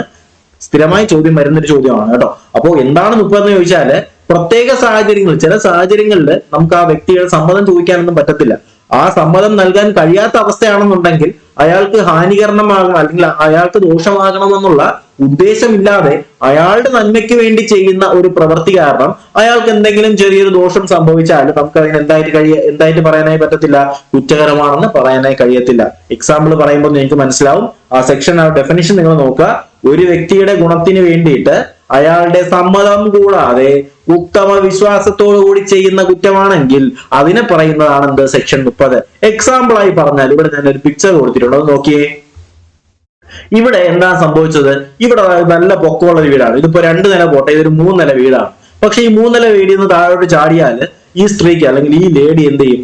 കൈയും കാലും ഒടിഞ്ഞ് ചിലപ്പോൾ മരിച്ചു പോകുന്ന ഒരു സിറ്റുവേഷനുമാണ്. അപ്പോ ഇവിടെ ഈ പറയുന്ന ഫയർമാൻ, ഇവിടെ ഫയർമാൻ പോട്ടെ, ഇതൊരു സാധാരണ വ്യക്തിയാണെന്ന് വെച്ചോളൂ. ഇയാൾ എന്ത് ചെയ്യുന്നു? വളരെ കഷ്ടപ്പെട്ട ഒരു ഏണിയൊക്കെ വെച്ചിട്ട് എന്ത് ചെയ്യാണ്? ഈ വീടിന്റെ മേലോട്ട് ഇങ്ങനെ വലിഞ്ഞു കയറിയിട്ട് നോക്കുമ്പോഴത്തേക്കും അവിടെ ഈ പറയുന്ന സ്ത്രീ അവിടെ നിൽപ്പുണ്ട്. ഓക്കെ, അവിടെ എന്ത് ചെയ്യുന്നു? ഈ ലേഡി അവിടെ നിൽക്കുകയാണ്. അപ്പോ ഈ ലേഡി ഇവിടെ ബോധം കെട്ട് കിടക്കാണെന്ന് വെച്ചോ. സപ്പോസ് ഈ പറയുന്ന തീ പിടിച്ചപ്പോഴത്തേക്കും അതൊക്കെ കണ്ട് പേടിച്ച് ഈ സ്ത്രീയുടെ ബോധം പോയി. ഓക്കെ, അപ്പോ ഒരിക്കലും നമുക്ക് ഈ സ്ത്രീയുടെ ഇപ്പൊ ബോധം ഉണ്ടെങ്കിലും ഈ സ്ത്രീയുടെ സമ്മതം ചോദിച്ചുകൊണ്ടിരിക്കാൻ നമുക്ക് കഴിയത്തില്ല. കാര്യം എന്താണ്? ഞാൻ നിന്നെ എടുത്ത് പുറത്തെത്തിച്ചോട്ടെ, ഞാൻ നിന്നെ രക്ഷിച്ചോട്ടെ എന്ന് ചോദിച്ചുകൊണ്ടിരിക്കാനുള്ള സമയമുണ്ടോ? ഇല്ല. കാരണം എന്താണ്? ഒന്നാതെ അവിടെ തീയാണ് അല്ലെ, അവിടെ വലിഞ്ഞു കയറിയാല് ഇയാൾ ചിലപ്പോൾ മരിച്ചു പോകാനുള്ള ചാൻസ് ഉണ്ട്. അപ്പൊ നമുക്ക് അവിടെ ചെയ്യാൻ പറ്റുന്ന ഒരു കാര്യം എന്ത് ചെയ്യുക? പെട്ടെന്ന് കയറുക, ഇയാൾ എടുത്ത് താഴോട്ടെറിയാൻ മീൻസ് വല്ല കല്ലിനെയും കൊക്കയിലോട്ട് എറിയാൻ അല്ല, ഇയാൾ ഇപ്പൊ സേഫ് ആയിട്ടാണ് നമ്മൾ എറിയുന്നതെന്ന് വെച്ചോ. ഇവിടെ എക്സാമ്പിൾ ആയിട്ട് ഇവിടെ രണ്ടുപേര് നിൽക്കുകയാണ്. ഓക്കെ, ഇവിടെ രണ്ടുപേര് നിൽക്കുകയാണ്. ഈ രണ്ടുപേര് ചെയ്യുന്ന വേറെ ഒന്നുമല്ല, ഈ രണ്ടുപേര് ഇവിടെ കയ്യില് ഒരു കമ്പിളി പുതപ്പ്. ഓക്കെ, ഇവിടെ രണ്ടുപേരുണ്ട്, ഇവിടെ കയ്യിൽ കമ്പിളി പുതപ്പും ഉണ്ട്. ഇത് കമ്പിളി പുതപ്പാണേ, ഇമാജിൻ ചെയ്യാൻ പറ്റുന്നുണ്ടല്ലോ. കമ്പിളി പുതപ്പ് ഇങ്ങനെ വെച്ചോണ്ടിരിക്കുകയാണ്. ഞാൻ എന്ത് ചെയ്യുന്നു? ഇതിന്റെ മുകളിൽ കയറിയിട്ട്, ഇവിടെ ഞാൻ തന്നെയാണ് ആള്. ഓക്കെ, ഞാൻ ഇതിന്റെ മുകളിൽ കയറിയിട്ട് ഈ സ്ത്രീയെ തൂക്കിയിട്ട് ഒരൊറ്റ എറി ഇങ്ങോട്ട് എറിയാണ്, ഈ കമ്പിളി പുതപ്പിലോട്ട് എറിയാണ്. എന്തിനു വേണ്ടിയിട്ടാണ് അങ്ങനെ എറിയുന്നത്? ഈ സ്ത്രീയെ രക്ഷിക്കുന്നതിന് വേണ്ടിയിട്ടാണ് അങ്ങനെ എറിയുന്നത്. അങ്ങനെ എറിയുന്ന വേളയിൽ ഈ സ്ത്രീ എന്ന് എന്ത് ചെയ്യുന്നു? നേരെ കമ്പിളി പുതപ്പ് വീഴുന്നു. കമ്പിളി പുതപ്പിൽ നിന്ന് നേരെ തെറിച്ച് എന്ത് ചെയ്യുന്നു? ഇപ്പുറത്തോട്ട് വീഴുമ്പോൾ ഇവിടെ ചെറിയ ചെറിയ കല്ലുകളൊക്കെ ഉണ്ട്. ഈ കല്ലിലൊക്കെ എന്ത് ചെയ്യുന്നു? കൈയും കാലും ഒക്കെ അടിച്ച് ഒന്ന് രണ്ട് കൈയാണ്, അപ്പൊ രണ്ട് കൈയല്ലേ ഉള്ളൂ. ഓക്കെ, ഒരു കൈയും ഒരു കാലും എന്ത് ചെയ്യുന്നു? ചെറിയ പൊട്ടല് സംഭവിക്കുന്നു. ഞാൻ ചെയ്ത കുറ്റകരമല്ലേ? ഒരു സ്ത്രീയെ വീടിന്റെ മുകളിൽ കയറിയിട്ട് അവളെ വീടിന്റെ മുകളിൽ നിർത്തി താഴോട്ടെറിയാന്ന് പറഞ്ഞാൽ അത് ചില്ലറ പ്രശ്നമാണോ? അല്ല, അത് കുറ്റം തന്നെയാണ്. പക്ഷെ ഞാൻ എന്തിനു വേണ്ടിയിട്ടാണ് ചെയ്യുന്നത്? ആ സ്ത്രീയെ രക്ഷിക്കുന്നതിന് വേണ്ടിയിട്ടാണ് ചെയ്യുന്നത്. അങ്ങനെ രക്ഷിക്കുന്ന വെച്ചാൽ ആ സ്ത്രീയെ കൊല്ലണമെന്നുള്ള ഉദ്ദേശം എനിക്കില്ല, ആ സ്ത്രീയെ ഹാം ചെയ്യണം അല്ലെങ്കിൽ ദേഹോപദ്രവം ചെയ്യണം എന്നുള്ള ഉദ്ദേശം എനിക്കില്ല. അവിടെ നിന്ന് എനിക്ക് രക്ഷിച്ചാൽ മതി. അങ്ങനെ രക്ഷിക്കുന്ന വേളയിൽ എന്തെങ്കിലും ചെറിയ ചെറിയ പരിക്കുകൾ സംഭവിച്ചാൽ ഒരിക്കലും നമുക്ക് അതിനെ കുറ്റകരമായിട്ട് കണക്കാക്കാൻ കഴിയില്ല. അഥവാ ഇനിയിപ്പോ എടുത്ത് എറിഞ്ഞ് സ്ത്രീ എന്ന് കമ്പിളിപ്പുറത്ത് വീണിട്ട് അല്ലെങ്കിൽ വീണിട്ടോ തെറിച്ചൊന്നൊരു കല്ലിലിടിച്ച് തലപൊട്ടി മരിച്ചു പോയാലും നമുക്കതിന് അവിടെ കേസൊന്നും വരത്തില്ല. കാര്യം എന്താണ്? ഞാൻ അവിടെ ആ സ്ത്രീയെ രക്ഷിക്കുന്നതിന് വേണ്ടിയിട്ട് സമ്മതമില്ല. പക്ഷെ എനിക്ക് ആ സ്ത്രീയുടെ സമ്മതമൊന്നും കിട്ടിയിട്ടില്ല. പക്ഷെ എനിക്ക് എന്താണുള്ളത്? സതുദ്ദേശമാണുള്ളത് അല്ലെ. എന്റെ സതുദ്ദേശത്തില് ആ സ്ത്രീയെ രക്ഷിക്കുന്നതിന് വേണ്ടിയിട്ട് ഉത്തമ വിശ്വാസപൂർവ്വം ഞാൻ ചെയ്യാണ്. എന്റെ വിശ്വാസത്തിന്റെ മുകളില് അല്ലെങ്കിൽ എന്താണ് ആ ഒരു ഇൻസിഡന്റ് കാരണം ആ ഒരു സ്ത്രീ രക്ഷപ്പെടുമെന്നുള്ള എന്റെ ഒരു വിശ്വാസത്തിന്റെ മുകളിൽ ഞാൻ അങ്ങനെ ചെയ്യുകയാണ്. അങ്ങനെ ചെയ്യുന്നത് കാരണം എന്തെങ്കിലും ചെറിയ ചെറിയ പ്രശ്നങ്ങൾ സംഭവിച്ചാലും ഈവൻ മരണം സംഭവിച്ചാലും നമുക്ക് അതിനെ കുറ്റകരമായി കണക്കാക്കാൻ കഴിയില്ല എന്നാണ് സെക്ഷൻ 30 പറയുന്നത്. ഇപ്പൊ ഓക്കെ ആണോടാ? ക്ലിയർ അല്ലേ? എന്താണ് ഇനി ഞാൻ പറഞ്ഞ ആ ഒരു എക്സാമ്പിൾ വെച്ചിട്ട് നിങ്ങൾ ഈ ഒരു ഡെഫിനിഷൻ വായിച്ചു നോക്കിയേ. ഒരു വ്യക്തിയുടെ ഗുണത്തിനായി, ആ സ്ത്രീയുടെ ഗുണത്തിനായിട്ട് ആ സ്ത്രീയുടെ സമ്മതം കൂടാതെ ഉത്തമ വിശ്വാസപൂർവ്വം ചെയ്യുന്ന കുറ്റമാണെങ്കിൽ അതിനെ പറയുന്നതാണ് സെക്ഷൻ 30. മറക്കുവോ? മറക്കില്ലല്ലോ. ഓക്കെ ആണേ? അപ്പൊ നമ്മൾ ഇത്രയും നേരം പറഞ്ഞു ഏതൊക്കെ സെക്ഷൻസ് പറഞ്ഞു? സെക്ഷൻ 26 പറഞ്ഞു. 26 ഓർമ്മയുണ്ട്? പറയണോ? ഒന്നും കൂടി പറയാം. ഇനി ഞാൻ ഇത്രയും പറയത്തില്ല. 26 തൊട്ട് 30 വരെയുള്ള ലാസ്റ്റ് റിവിഷൻ ആണ് ഇനി ഞാൻ പറയുന്നത്. 26 പറയുന്നത് എന്താണ്? ഒരു വ്യക്തിയുടെ ഗുണത്തിനായി അയാളുടെ സമ്മതത്തോടുകൂടി ഉത്തമ വിശ്വാസപൂർവ്വം ചെയ്യുന്ന കൃത്യം 26. ഓക്കെ. 27 പറയുന്നത് എന്താണ്? കുട്ടിയുടെയോ ചിത്തഭ്രമമുള്ള വ്യക്തിയുടെയോ ഗുണത്തിനായിട്ട് പാരന്റ്സിന്റെ സമ്മതത്തോടുകൂടി ചെയ്യുന്ന കൃത്യം 27. ഓക്കെ. 28 പറയുന്നത് എന്താണ്? മിസ്കൺസെപ്ഷൻ അല്ലെ. എന്തെങ്കിലും ഒരു തെറ്റായ വിവരം അല്ലെങ്കിൽ എന്തെങ്കിലും ഒരു തെറ്റായ വിവരം കൊണ്ട് നമ്മൾ കൊടുക്കുന്ന കൺസെന്റ്, സമ്മതം. ഇനിയിപ്പോ ഞാനിപ്പോ മദ്യപിച്ചിട്ട് കൊടുക്കുന്ന സമ്മതമായാലും ഞാനിപ്പോ പേടിയോടുകൂടി കൊടുക്കുന്ന സമ്മതമായാലും അതിനെ സമ്മതമായിട്ട് കണക്കാക്കാൻ കഴിയില്ല. അതാണ് എന്ത്? 28. 29 നമ്മൾ എന്താണ് പറഞ്ഞത്? നമ്മൾ നേരത്തെ പറഞ്ഞ 29 നമ്മൾ എന്താണ് പറഞ്ഞത്? ഗർഭം അലസിപ്പിക്കുന്ന ആ ഒരു കേസ് അല്ലെ. ആ ഒരു കാര്യം നിങ്ങളൊന്ന് ഓർത്തു വെച്ചേക്കുക. 29 പറയുന്നത് ഗർഭം അലസിപ്പിക്കുന്ന ആ ഒരു സിറ്റുവേഷൻ ആണ്. അവിടെ എന്താ പറയുന്നത്? ഈ പറയുന്ന ഗർഭം അലസിപ്പിക്കുന്നത് സ്ത്രീയുടെ ഗുണത്തിനാണെങ്കിൽ അല്ലെങ്കിൽ സ്ത്രീയുടെ ജീവൻ രക്ഷിക്കുന്നതിന് വേണ്ടിയാണെങ്കിൽ ഓക്കെ. അല്ലാത്ത പക്ഷം സ്ത്രീയുടെ സമ്മതം ഉണ്ടെങ്കിലും സ്ത്രീയുടെ പാരന്റ്സിന്റെ സമ്മതം ഉണ്ടെങ്കിലും അതല്ല, അത് ഈ പറയുന്ന എക്സെപ്ഷനകത്ത് വരത്തില്ല, കുറ്റം തന്നെയാണ്. പിന്നെ 30 നമ്മൾ പറഞ്ഞ കേസ് എന്താണ്? 30 ഒരു വ്യക്തിയുടെ അല്ലെങ്കിൽ എന്താണ് ഒരു വ്യക്തിയുടെ ഗുണത്തിനായിട്ട് സമ്മതം കൂടാതെ ഉത്തമ വിശ്വാസപൂർവ്വം ചെയ്യുന്നതാണെങ്കിൽ അത് 30 ഓക്കെ അല്ലേ? നമ്മൾ ഇത്രയും പറഞ്ഞ കാര്യങ്ങൾ നിങ്ങൾക്ക് ഓക്കെ ആണ് എന്ന് തന്നെ പ്രതീക്ഷിക്കുന്നു. ഇനി നമുക്ക് നോക്കാനുള്ളത് സെക്ഷൻ 31. ഓക്കെ, നമുക്ക് നോക്കാം 31 എന്ന് പറഞ്ഞാൽ എന്താണ്? നല്ല വിശ്വാസത്തോടെ നടത്തിയ ആശയവിനിമയത്തെ കുറിച്ച് പ്രതിപാദിക്കുന്നതാണ് സെക്ഷൻ 31. എന്താണ്? നല്ല വിശ്വാസത്തോടെ നടത്തിയ ആശയവിനിമയം അല്ലെങ്കിൽ communication made of good faith. ഇതൊക്കെ പുതിയ സെക്ഷൻസ് ആണ് കേട്ടോ. ഇതിനകത്ത് എന്താണ് പറയുന്നത്? നല്ല വിശ്വാസത്തോടുകൂടി നടത്തുന്ന ഒരു ആശയവിനിമയം ആ വ്യക്തിക്ക് എന്തെങ്കിലും ദോഷം വരുത്തിയാൽ അത് ആ വ്യക്തിയുടെ പ്രയോജനത്തിനായി നടത്തുന്നതാണെങ്കിൽ അത് കുറ്റകരമല്ല എന്നാണ് പറയുന്നത്. ഇതിന്റെ ഒരു എക്സാമ്പിൾ ഞാൻ നിങ്ങൾക്ക് പറഞ്ഞുതരാം. ഇപ്പോ നമ്മൾ നേരത്തെ പറഞ്ഞ അതേ സിറ്റുവേഷൻ ഇതെന്താണ്? ഞാൻ വരച്ച് കാണിച്ചു തരാം. ഇതിപ്പോ ഡോക്ടറാണ്. ഓക്കെ, ഇത് ഡോക്ടറാണ്. ഈ കിടക്കുന്നത് പേഷ്യന്റ് ആണ്. ഓക്കെ, ഈ കിടക്കുന്നത് പേഷ്യന്റ് ആണ്. അപ്പൊ ഡോക്ടർ പേഷ്യന്റിന്റെ അടുത്ത് പറയാണ്, കാരണം ഈ പേഷ്യന്റിന് ബോധമുണ്ട്. ഓക്കെ, അപ്പൊ ഡോക്ടർ പേഷ്യന്റിന്റെ അടുത്ത് പറയാണ്, നിങ്ങൾക്ക് ഹാർട്ടിന് ചെറിയ പ്രശ്നമുണ്ട്, നിങ്ങളുടെ ഹാർട്ടിന് ചെറിയ പ്രശ്നമുണ്ട്, സഡൻ ആയിട്ട് ഇപ്പൊ തന്നെ ഓപ്പറേഷൻ ചെയ്തില്ലെങ്കിൽ നിങ്ങൾ മരിച്ചു പോകാനുള്ള ചാൻസ് ഉണ്ട്. കാര്യം ഓപ്പറേഷൻ ചെയ്താൽ മതിയാവും, ഫൈനൽ സ്റ്റേജ് ആണ്. അപ്പോ ഇയാള് അതുവരെ കുഴപ്പമൊന്നും ഇല്ലായിരുന്നു. ഈ ഓപ്പറേഷൻ മരിച്ചു പോകുന്നൊക്കെ കേട്ടപ്പോഴത്തേക്കും ഡോക്ടർ പറഞ്ഞ സത്യമാണ്. എന്തിനു വേണ്ടിയിട്ടാണ് ഡോക്ടർ സത്യം പറഞ്ഞത്? ഓപ്പറേഷൻ ചെയ്യുന്നതിന് വേണ്ടിയിട്ടാണ്. അപ്പൊ അങ്ങനെ ഒരു കമ്മ്യൂണിക്കേഷനിൽ അല്ലെങ്കിൽ നല്ല വിശ്വാസത്തോടു കൂടി നടത്തിയ ഈ ഒരു ആശയവിനിമയത്തിന്റെ ഈ ഒരു അറ്റാക്കിൽ എന്ത് ചെയ്യുന്നു, ഈ രോഗി എന്ത് ചെയ്യുന്നു, അപ്പൊ തന്നെ പെട്ടെന്ന് എന്ത് ചെയ്യുന്നു, മരിക്കുന്നു. ഓക്കെ, മരിച്ചു പോകുന്നു. അങ്ങനെ മരിച്ചാല് നമുക്ക് അതിനെ ഡോക്ടറിനെ കുറ്റം പറയാൻ പറ്റുമോ? പറ്റത്തില്ല. കാരണം എന്താണ്? ഡോക്ടർ നല്ല ഉദ്ദേശത്തിലാണ് പറഞ്ഞത്. കാരണം ഇയാൾ അറിഞ്ഞിട്ട് ഇയാളുടെ സമ്മതത്തോടുകൂടിയാണെങ്കിൽ നമുക്ക് ഓപ്പറേഷൻ ചെയ്യാൻ പറ്റത്തുള്ളൂ. സോ ആ ഒരു സിറ്റുവേഷനിൽ നമുക്ക് ഡോക്ടറിനെ കുറ്റക്കാരനായിട്ട് കണക്കാക്കാൻ കഴിയില്ല. അതാണ് പറയുന്നത്, നല്ല വിശ്വാസത്തോടുകൂടി നടത്തിയ ആശയവിനിമയത്തെ കുറിച്ച് പ്രതിപാദിക്കുന്നതാണ് സെക്ഷൻ 31. എക്സാമ്പിൾ ആയിട്ട് പറയുമ്പോഴത്തേക്കും അല്ലെങ്കിൽ അതിന്റെ ഒരു ഡീറ്റെയിൽ നമ്മൾ വായിച്ചു നോക്കിയാൽ, നല്ല വിശ്വാസത്തോട് നടത്തുന്ന ആശയവിനിമയം ആ വ്യക്തിക്ക് എന്തെങ്കിലും ദോഷം വരുത്തിയാൽ അത് ആ വ്യക്തിയുടെ പ്രയോജനത്തിനായി നടത്തിയതാണെങ്കിൽ അത് കുറ്റകരമല്ല. ഓക്കെ, അതാണ് ഇതിനകത്ത് പറയുന്നത്. ഒരു സർജൻ നല്ല വിശ്വാസത്തോടു കൂടി ഒരു രോഗിക്ക് ജീവിക്കാൻ കഴിയില്ലെന്ന തന്റെ അഭിപ്രായം അറിയിക്കുന്നു. വാർത്ത കേട്ട ഷോക്കിന്റെ ഫലമായി രോഗി മരിക്കുന്നു. ആശയവിനിമയം രോഗിയുടെ മരണത്തിന് കാരണമായേക്കാമെന്ന് അദ്ദേഹത്തിന് അറിയാമായിരുന്നു. എന്നിരുന്നാലും ഈ പറയുന്ന അല്ലെങ്കിൽ ഈ പറയുന്ന ഡോക്ടർ എന്തല്ല, ഒരു കുറ്റവും ചെയ്തിട്ടില്ല. കാരണം ആ ഒരു ഇൻഫർമേഷൻ ഈ പറയുന്ന രോഗിയെ പാസ് ചെയ്താൽ മാത്രമേ നമുക്ക് അവിടെ ഓപ്പറേഷൻ ചെയ്യാനായിട്ട് കഴിയത്തുള്ളൂ. സോ ഈ ഒരു സിറ്റുവേഷനിൽ നമുക്ക് ഡോക്ടറിനെ ഒരിക്കലും കുറ്റക്കാരനായിട്ട് കണക്കാക്കാൻ കഴിയില്ല എന്നാണ് സെക്ഷൻ 31 പറയുന്നത്. ഓക്കെ അല്ലേടാ? ഓക്കെ, അപ്പൊ നമ്മൾ 30 പറഞ്ഞത് എന്തായിരുന്നു? അതിൽ പറഞ്ഞത് ഒരു വ്യക്തിയുടെ ഗുണത്തിനായി സമ്മതമില്ലാതെ അല്ലെങ്കിൽ ഒരു വ്യക്തിയുടെ ഗുണത്തിനായി സമ്മതം കൂടാതെ ഉത്തമ വിശ്വാസപൂർവ്വം ചെയ്യുന്ന കൃത്യമാണെങ്കിൽ അത് 30. എന്നാൽ 31 എന്ന് പറഞ്ഞാൽ എന്താണ്? നല്ല വിശ്വാസത്തോടുകൂടി നടത്തിയ ആശയവിനിമയം. നമുക്കിവിടെ വേണ്ട വാക്കെന്ന് പറയുന്ന ആശയവിനിമയം, കമ്മ്യൂണിക്കേഷൻ അല്ലെ? അപ്പൊ നല്ല വിശ്വാസത്തോടുകൂടി നടത്തിയ ആശയവിനിമയം കാരണം എന്തെങ്കിലും ഒരു പ്രശ്നം ഉണ്ടായാൽ അത് ഒരിക്കലും കുറ്റകരമായി മാറില്ല എന്നാണ് 31 പറയുന്നത്. അതുപോലെ തന്നെ എന്താണ് അടുത്ത് നമുക്ക് നോക്കാനുള്ള സെക്ഷൻ 32 എന്ന് പറഞ്ഞാൽ എന്താണ്? ഒരു വ്യക്തി ഭീഷണികൾ കാരണം ചെയ്യുന്ന നിർബന്ധിതനായിട്ടുള്ള ഒരു പ്രവൃത്തി, അങ്ങനെ ഒരു പ്രവൃത്തിയിൽ ആ ഒരു പ്രസ്തുത വ്യക്തി എന്തെങ്കിലും കുറ്റകരം ചെയ്താൽ അതിനെ നമുക്ക് കുറ്റമായിട്ട് കണക്കാക്കാൻ കഴിയില്ല. ഓക്കെ, അതാണ് പറയുന്നത്, act to which a person is compelled by threat. For example ഇതിനകത്ത് നമുക്കൊരു എക്സാമ്പിൾ ആയിട്ട് ഞാൻ പറഞ്ഞു തന്നാല്, ഇപ്പോ ഏതെങ്കിലും 3 കൊള്ളക്കാര് ഇപ്പൊ എന്റെ വീട്ടിൽ 3 കൊള്ളക്കാർ വരും. എന്റെ വീട്ടിൽ ഞാൻ മാത്രമേ ഉള്ളൂ. 3 കൊള്ളക്കാർ വന്നിട്ട് ഒരു കത്തി കാണിച്ച് ഭീഷണിപ്പെടുത്തി. കത്തിയും തോക്കും ബോംബും എല്ലാം അവരുടെ ഉണ്ട്. അപ്പൊ സ്വാഭാവികമായിട്ട് ഈ 3-4 കൊള്ളക്കാരൊക്കെ വരുമ്പോഴത്തേക്ക് എനിക്കൊന്നും ചെയ്യാൻ പറ്റില്ല. ഞാൻ സൂപ്പർമാൻ ഒന്നുമല്ല. അപ്പൊ എന്റെ അടുത്ത് പറയുന്നത് ഒറ്റ കാര്യമുള്ളൂ, നീ ഇപ്പം എന്റെ കൂടെ എന്ത് ചെയ്യണം, കൊള്ളയ്ക്ക് വരണം, അല്ലാന്നുണ്ടെങ്കിൽ നിന്നെ ഞാൻ കൊല്ലും എന്ന് പറയാണ്. അങ്ങനെ എന്ത് ചെയ്യുന്നു, എന്നെ കൂടി എന്ത് ചെയ്യുന്നു, ഇവരെ കൊള്ളയ്ക്ക് വിളിച്ചോണ്ട് പോയാണ്. എനിക്കാണെങ്കിൽ ഇതിന് ഒന്നാം കാര്യം എനിക്ക് കള്ളന്മാരെ പേടിയാണ്, രണ്ടാമത്തെ കാര്യം എനിക്കിതിൽ യാതൊരു താല്പര്യമില്ല. അങ്ങനെ ഇവരുടെ ഭീഷണിയെ പേടിച്ചുകൊണ്ട് ഞാൻ എന്ത് ചെയ്യുന്നു, കൊള്ളയ്ക്ക് പോകുന്നു. എന്തിനാണ്? ഇവരുടെ ഭീഷണിയെ പേടിച്ചുകൊണ്ടാണ്. അങ്ങനെ കൊള്ളയ്ക്ക് പോയിട്ട് ഞാനൊരു വീട്ടിൽ കൊള്ള ചെയ്യാണ്. അങ്ങനെ കൊള്ള ചെയ്യുന്നോണ്ടിരിക്കുമ്പോഴത്തേക്ക് ആ കൊള്ളത്തലവൻ എൻ്റെ അടുത്ത് പറയാണ്, ആ ടോർച്ച് എടുത്തിട്ട് അവിടെ കിടക്കുന്ന സ്ത്രീയുടെ തലയ്ക്ക് നടിക്കാൻ. അപ്പൊ എനിക്ക് വേറെ വഴിയില്ല. കാര്യം എന്താണ്? ഈ പറയുന്ന കള്ളന്റെയും കൊള്ളക്കാരന്മാരുടെ കയ്യിൽ തോക്കും ബോംബും കത്തിയും കടാരയും എല്ലാം ഉണ്ട്. അപ്പൊ ഇവരെ പേടിച്ചെന്ത് ചെയ്തു, ഞാൻ ആ സ്ത്രീയെ ആക്രമിക്കുന്നു. പക്ഷേ അത് എന്റെ ഇഷ്ടത്തോടു കൂടിയാണോ? അല്ല, എന്നെ കമ്പൽ ചെയ്തിട്ട് എന്നെ ഭീഷണിപ്പെടുത്തിയിട്ട് ചെയ്യിച്ചതാണ്. ഒരിക്കലും ആ ഒരു സിറ്റുവേഷനിൽ ഞാൻ കുറ്റക്കാരനാവത്തില്ല. മനസ്സിലായില്ലേ? സിറ്റുവേഷൻ മനസ്സിലായല്ലോ? ഓക്കെ ആണേ? ഈ പറഞ്ഞ സിറ്റുവേഷൻ വെച്ചിട്ട് ഈ ഒരു സെക്ഷൻ നിങ്ങളൊന്ന് അനലൈസ് ചെയ്ത് നോക്കിയേ. സെക്ഷൻ 32 എന്താണ് പറയുന്നത്?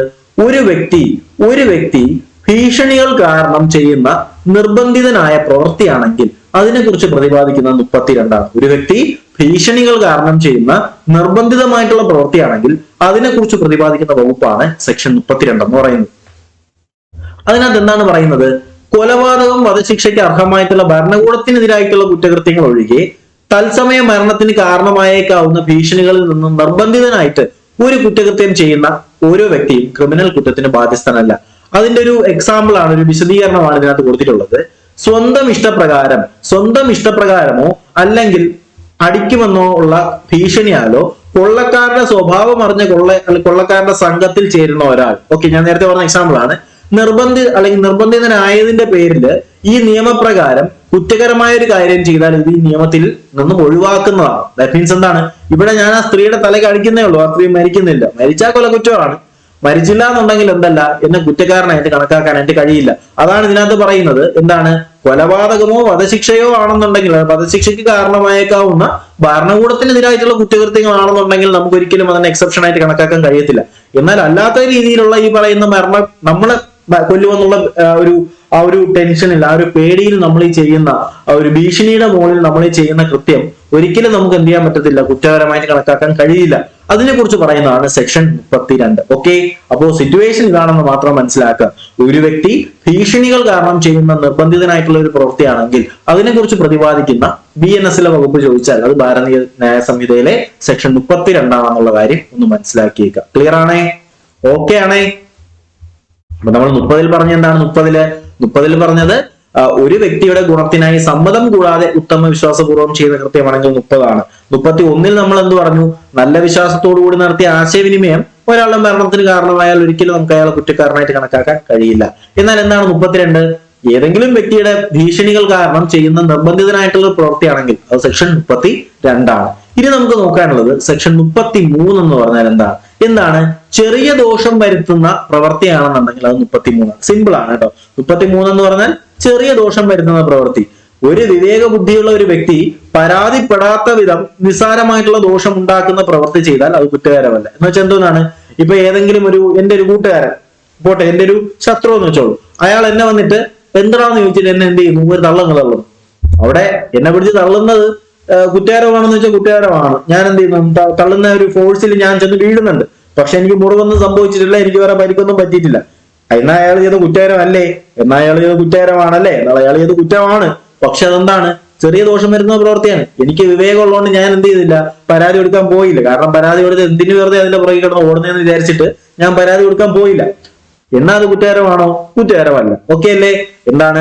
ചെറിയ ദോഷങ്ങൾ, അങ്ങനെ വിളിച്ചാൽ ചെറിയ ദോഷങ്ങൾ വരുത്തുന്ന പ്രവൃത്തിയാണെങ്കിൽ, അല്ലെങ്കിൽ എന്താണ് ട്രൈഫിൾസ് എന്ന് പറയും കേട്ടോ. ആ ഒരു വാക്ക് നിങ്ങളൊന്ന് പഠിച്ചു വെച്ചേക്കുക. ട്രൈഫിൾസ് എന്നാണ് പറയുന്നത്, അല്ലെങ്കിൽ സ്ലൈറ്റ് ഹാം, അല്ലെങ്കിൽ ചെറിയ ദോഷം എന്നാണ് പറയുന്നത്. ഓക്കെ, ചെറിയ ദോഷം വരുത്തുന്ന പ്രവൃത്തിയാണെന്നുണ്ടെങ്കിൽ അതിനെ കുറിച്ച് പ്രതിപാദിക്കുന്നതാണ് എന്ത്? സെക്ഷൻ 33 എന്ന് പറയും. ഓക്കെ ആണേ? അതിലും വേറെ സംശയമില്ലല്ലോ. 33 എന്ന് പറഞ്ഞാൽ എന്താണ്? ചെറിയ ദോഷം അല്ലെ? ചെറിയ ദോഷം. ഓക്കെ, ഇനി നമുക്ക് നോക്കാനുള്ള 34 എന്ന് പറഞ്ഞാൽ എന്താ? 34-ൽ പറയുന്നത് സ്വകാര്യ പ്രതിരോധത്തിൽ ചെയ്യുന്ന കാര്യങ്ങളാണ്. വളരെ ഇമ്പോർട്ടന്റ് ആണ്. പ്രൈവറ്റ് ഡിഫൻസ് അല്ലെങ്കിൽ സ്വകാര്യ പ്രതിരോധത്തെ കുറിച്ച് പ്രതിപാദിക്കുന്ന BNS വകുപ്പ് ചോദിച്ചാൽ അത് BNS സെക്ഷൻ 34 ആണെന്ന് പഠിച്ചു വെച്ചേക്കുക. എന്താണ് 34-ൽ എന്താണ് പറയുന്നത്? സെൽഫ് ഡിഫൻസ് അല്ലെങ്കിൽ സ്വകാര്യ പ്രതിരോധനം. എന്താണ്? സ്വകാര്യ പ്രതിരോധനം. അപ്പൊ 34-ൽ പ്രതിപാദിക്കുന്നത് സ്വകാര്യ പ്രതിരോധനം. ഇനി നമുക്ക് നമ്മുടെ സിലബസ് അനുസരിച്ചിട്ട് നമ്മുടെ ഈ പറയുന്ന 34 മുതൽ നോക്കുക, 34 മുതൽ 44 വരെ എന്താണ്? പ്രൈവറ്റ് ഡിഫൻസ് അല്ലെങ്കിൽ സ്വകാര്യ പ്രതിരോധം പ്രതിരോധനം എന്ന് പറയുന്ന ആ ഒരു മേഖലയ്ക്കകത്താണ് വരുന്നത്. കാരണം അത്രയും ഇമ്പോർട്ടന്റ് ആയിട്ടുള്ള ഒരുപാട് വ്യത്യാസം വരുന്ന സെക്ഷൻസ് നമുക്ക് അതിനകത്ത് പഠിക്കാനുണ്ട് കേട്ടോ. അപ്പൊ നമ്മൾ 25 മുതൽ 30 വരെയുള്ള നമ്മൾ പഠിച്ചു. 31 പഠിച്ചു, എന്താണ്? കമ്മ്യൂണിക്കേഷൻ അല്ലെ? ആശയവിനിമയം. 32 നമ്മൾ പഠിച്ചു കമ്പൽഷൻ അല്ലെ? കമ്പൽഷൻ എന്താണ്? ഒരാൾ കമ്പൽ ചെയ്തിട്ട് നമ്മൾ ചെയ്യുന്ന കാര്യം.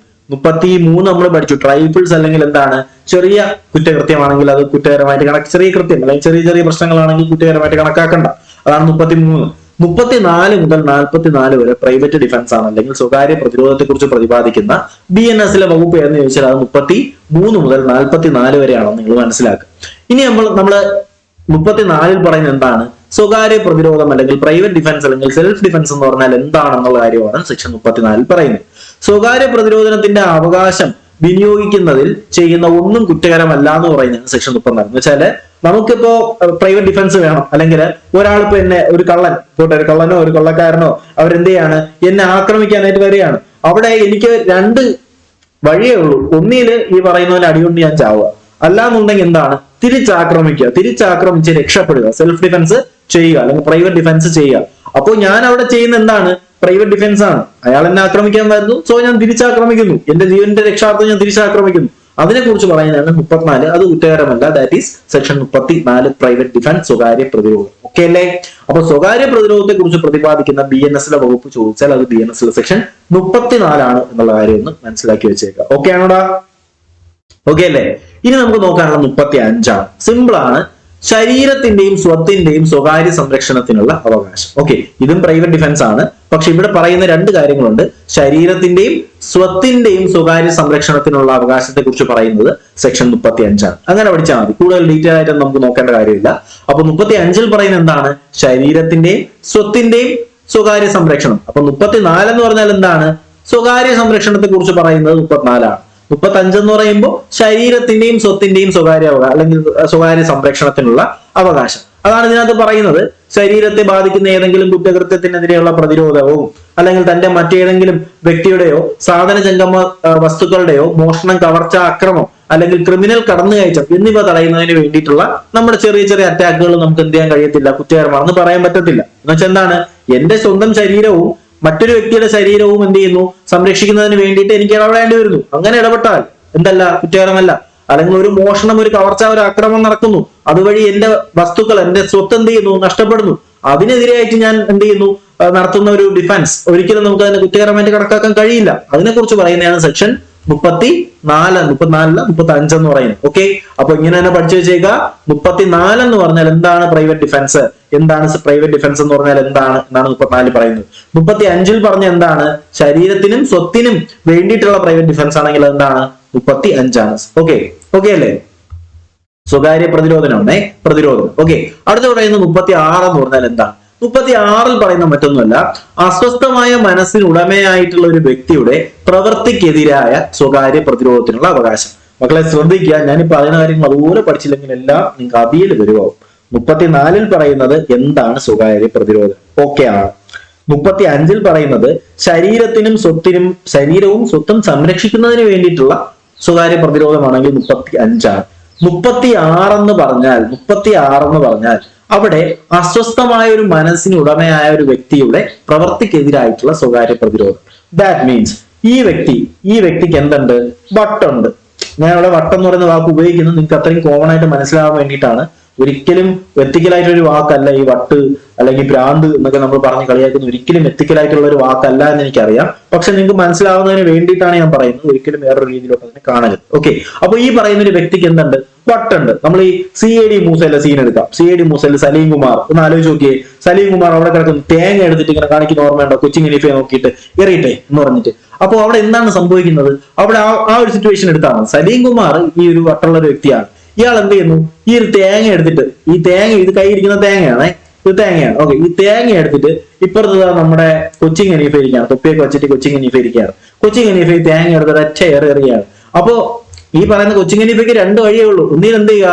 ഓടിത്തള്ളുക, അല്ലെങ്കിൽ എന്ത് ചെയ്യുക? തിരിച്ചാക്രമിക്കുക. എന്താണ്? എറിയാൻ പറഞ്ഞതും ചാടി കയ്യിൽ പിടിച്ചിട്ട് ഒരു ഇടിയും കൊടുക്കുക, അല്ലെ? ഇനി മേലെ ഇങ്ങനെ ചെയ്യരുത്, ഒറ്റ ഇടിയും കൊടുക്കുക, അല്ലെ? അപ്പൊ ഇതാണ് പ്രൈവറ്റ് ഡിഫൻസ് എന്ന് പറയുന്നത്. സംഭവം ഇത്രയേ ഉള്ളൂ. എന്താണ്? അസ്വസ്ഥമായ മനസ്സിനുടമയായിട്ടുള്ള ഒരു വ്യക്തി, ദാറ്റ് മീൻസ് എന്താണ്? ചിത്തഭ്രമമുള്ള ഒരു വ്യക്തി, അയാളുടെ പ്രവൃത്തിക്കെതിരായിട്ട് നമ്മൾ എന്തെങ്കിലും ഒരു സ്വകാര്യ പ്രതിരോധം ചെയ്താൽ അതിന്റെ അവകാശത്തെ കുറിച്ച് പറയുന്നതാണ് സെക്ഷൻ 36. ഓക്കെ, അസ്വസ്ഥമായ മനസ്സുള്ള ഒരു വ്യക്തി നമ്മൾ ആക്രമിക്കാൻ വരുമ്പോൾ അതിനെതിരെ നമുക്ക് പ്രതികരിക്കാം, അതിനെതിരെ നമുക്ക് സെൽഫ് ഡിഫെൻഡ് ചെയ്യാനുള്ള ഒരു അവകാശത്തെ കുറിച്ച് പറയുന്നതാണ് 36. ആരാക്രമിക്കാൻ വന്നാലും നമുക്ക് തിരിച്ചാക്രമിക്കാം. ഓക്കെ, ശ്രദ്ധിക്കാനുള്ള ഒരു കാര്യം, പറഞ്ഞ് സോൾവ് ആക്കാൻ പറ്റുകയാണെങ്കിൽ സോൾവ് ചെയ്യുക, അല്ലെങ്കിൽ ഓടിത്തള്ളുക. അല്ലാന്നുണ്ടെങ്കിൽ നമുക്ക് ഒരൊറ്റ വഴിയുള്ള എന്താണ്? നമ്മുടെ ശരീരത്തെ സംരക്ഷിക്കാൻ നമുക്കേ കഴിയത്തുള്ളൂ. ഇതിനെ പറയുന്ന പേരാണ് സെൽഫ് ഡിഫൻസ്. ഇതിനെ തന്നെ നമ്മുടെ ശരീരത്തിന് ആക്രമം അല്ലെങ്കിൽ നമ്മുടെ ശരീരത്തിന് കേടുണ്ടാക്കുന്നത് ഒരു മനസ്സിന് അസ്വസ്ഥമായിട്ടൊരു വ്യക്തിയാണ്. ദാറ്റ് മീൻസ് ഒരു ചിത്തഭ്രമമുള്ള ഒരു വ്യക്തിയാണെങ്കിലും നമുക്ക് അവിടെ സെൽഫ് ഡിഫെൻഡ് ചെയ്യാനായി കഴിയും. ഓക്കെ, അതിനെ കുറിച്ച് പറയുന്നതാണ് 36 എന്ന് പറഞ്ഞാൽ. ഓക്കെ, അതാണ് ഇതിനകത്ത് പറയുന്ന കാര്യം. ഇത്രയേ ഉള്ളൂ. എന്താണ്? യൗവനം അല്ലെങ്കിൽ അസ്വാസ്ഥ്യം, ലഹരി അല്ലെങ്കിൽ തെറ്റിദ്ധാരണ തുടങ്ങി ഘടകങ്ങൾ കാരണം ഒരു വ്യക്തി ചെയ്യുന്ന അല്ലെങ്കിൽ ഏതെങ്കിലും ഒരു വ്യക്തി ചെയ്യുന്ന നിയമപരമായി ഉത്തരവാദി അല്ലാത്ത ഒരു സിറ്റുവേഷനിൽ ആ പ്രവൃത്തിക്കെതിരെ ആക്രമിക്കപ്പെട്ട വ്യക്തിക്ക് സ്വകാര്യ പ്രതിരോധത്തിനുള്ള അവകാശം എന്ത് ചെയ്യുന്നുണ്ട്? ഇതിനകത്ത് പറയുന്നുണ്ട്. ദാറ്റ് മീൻസ് എന്താണ്? ഏതെങ്കിലും ഒരു ലഹരി ഉപയോഗിച്ച ഒരു വ്യക്തിയോ ഏതെങ്കിലും ഒരു മനസ്സിന് അസ്വസ്ഥമുള്ള ഒരു വ്യക്തിയോ അപ്പോൾ ഈ പറയുന്ന ഏതെങ്കിലും ഒരു വ്യക്തി നമ്മൾ ആക്രമിക്കാൻ വരുമ്പോൾ നമ്മുടെ ശരീരം കേടാവാതെ സൂക്ഷിക്കാനുള്ള അധികാരം ആർക്കുണ്ട്? നമുക്കുണ്ട്. അതാണ് ഇതിനകത്ത് ഒരു എക്സാമ്പിൾ ആയിട്ടും പറയുന്നത്. ഇസഡ് എന്ന് പറയുന്ന മാനസിക അസ്വസ്ഥമുള്ള ഒരു വ്യക്തിയാണ്. കൊല്ലാൻ ശ്രമിക്കുന്നു. എന്നാല് ഈ മാനസിക അസ്വസ്ഥമുള്ള ഒരു വ്യക്തി ആയതുകൊണ്ട് തന്നെ അയാൾ ചെയ്യുന്ന ഒരു കാര്യം എന്തല്ല? കുറ്റകരമല്ല. മനസ്സിലായോ? ഇസഡ് എന്ന് പറയുന്നത് വട്ടുള്ള ഒരു വ്യക്തിയാണ്. സലീം കുമാർ വട്ടുള്ള വ്യക്തിയാണ്. സലീം കുമാർ കൊച്ചിൻ ഖലീഫയെ തേങ്ങ എടുത്തെറിയുന്നു. സലീം കുമാർ ചെയ്യുന്ന തെറ്റാണോ? സലീം കുമാർ ചെയ്യുന്ന കുറ്റമാണോ? അല്ല. കാരണം എന്താണ്? അയാൾക്ക് തലയ്ക്ക് സുഖമില്ല, അല്ലെ? അങ്ങനെയൊന്നും പറയാൻ പാടില്ല. എന്നാലും തലയ്ക്ക് സുഖമില്ല. അപ്പൊ അയാൾ ചെയ്യുന്ന കാര്യം കുറ്റമല്ല. എന്നാ ഇയാൾ തേങ്ങ എടുത്ത് എറിയുമ്പോഴത്തേക്കും എറി കൊള്ളണമെന്ന് നിയമത്തിൽ പറയുന്നുണ്ടോ? ഇല്ല. എറി കൊണ്ടാൽ നമ്മുടെ കാര്യം കട്ടപ്പുകയാവും. അപ്പൊ നമ്മൾ എന്ത് ചെയ്യുക? അതിൽ നിന്ന് ഒഴിഞ്ഞു മാറുക, അല്ലെങ്കിൽ തിരിച്ച് സെൽഫ് ഡിഫെൻഡ് ചെയ്യുക, അല്ലെ? അപ്പൊ അതിനുള്ള അധികാരം നമുക്കുണ്ട് എന്നാണ് എന്ത് ചെയ്യുന്നത് സെക്ഷൻ 36 പറയുന്നത്. ഓക്കെ ആണോടാ? ക്ലിയർ ആണോ? ദയവേത് നിങ്ങളുടെ അഭിപ്രായങ്ങൾ കമന്റുകളായിട്ട് രേഖപ്പെടുത്തുക. കാരണം ഇത് ഞാൻ പറയുമ്പോൾ ഒരു ലൂപ്പാണ് ഈ സാധനം. ഇത് ഞാൻ ഈ പറയുന്ന രീതിയിൽ നിങ്ങൾ പഠിച്ചില്ല എന്നുണ്ടെങ്കിൽ നിങ്ങൾ എത്ര പഠിച്ചാലും നിങ്ങൾക്ക് കൺഫ്യൂഷൻ ആണ്. ഓക്കെ, അത്രയും റിസർച്ച് ചെയ്തിട്ടാണ് ഇതിന്റെ ഓരോ കണ്ടന്റും നിങ്ങളിലേക്ക് എത്തുന്നത്. അപ്പൊ എടുക്കുന്ന എഫോർട്ടിന് ഒരു വില ഉണ്ടെന്നുണ്ടെങ്കിൽ തീർച്ചയായിട്ടും നിങ്ങൾ അത് കമന്റ് ബോക്സിൽ അറിയിക്കുക. ഓക്കെ, അപ്പൊ ഞാൻ പറഞ്ഞത് സെൽഫ് ഡിഫൻസിന്റെ കാര്യം പറയുമ്പോൾ 34 എന്താണ് സെൽഫ് ഡിഫൻസ്, 35 ശരീരത്തിനും സ്വത്തിനും എതിരായിട്ടുള്ള, ശരീരത്തിനും സ്വത്തിനും സംരക്ഷിക്കുന്നതിന് വേണ്ടിയിട്ടുള്ള സെൽഫ് ഡിഫൻസ്. അതിനുശേഷം പറയുന്ന 36 എന്താണ്? മാനസിക അസ്വസ്ഥ്യമുള്ള ഒരു വ്യക്തി, ചിത്തഭ്രമമുള്ള ഒരു വ്യക്തി അറ്റാക്ക് ചെയ്യുമ്പോൾ അതിനെതിരായിട്ടുള്ള സെൽഫ് ഡിഫൻസ് 36. ഇനി നമുക്ക് നോക്കാനുള്ളതാണ് സെക്ഷൻ 37. 37 പറയുന്നത് ഏത് കൃത്യങ്ങൾക്ക് എതിരായിട്ടാണോ സ്വയം അല്ലെങ്കിൽ പറയുന്ന സ്വയരക്ഷാ അവകാശം. ദാറ്റ് മീൻസ് നമുക്ക് ഈ പറയുന്ന പ്രൈവറ്റ് ഡിഫൻസ്, ഞാൻ പി ഡി എന്ന് കൊടുക്കുകയാണ്, പ്രൈവറ്റ് ഡിഫൻസ് പി ഡി എന്ന് കൊടുത്തേക്കാണ്. അപ്പൊ പ്രൈവറ്റ് ഡിഫൻസിന് അധികാരം ഇല്ലാത്ത സിറ്റുവേഷൻസ് ഏതൊക്കെയാണെന്ന് പ്രതിപാദിക്കുന്നതാണ് BNS-ലെ സെക്ഷൻ 37. നമുക്ക് എല്ലാ സിറ്റുവേഷനിലും നമുക്ക് ഈ പറയുന്ന സ്വയരക്ഷാവകാശം എടുത്ത് ഉപയോഗിക്കാനായി പറ്റത്തില്ല. ചില സിറ്റുവേഷൻസിൽ നമുക്ക് പ്രൈവറ്റ് ഡിഫൻസ് ഉണ്ടാകത്തില്ല. അത് ഈ പറയുന്ന ഏതൊക്കെ സിറ്റുവേഷനിലാണ് നമുക്ക് പ്രൈവറ്റ് ഡിഫൻസ് ചെയ്യാൻ പാടില്ലാത്തതെന്നാണ് 37 പറയുന്നത്.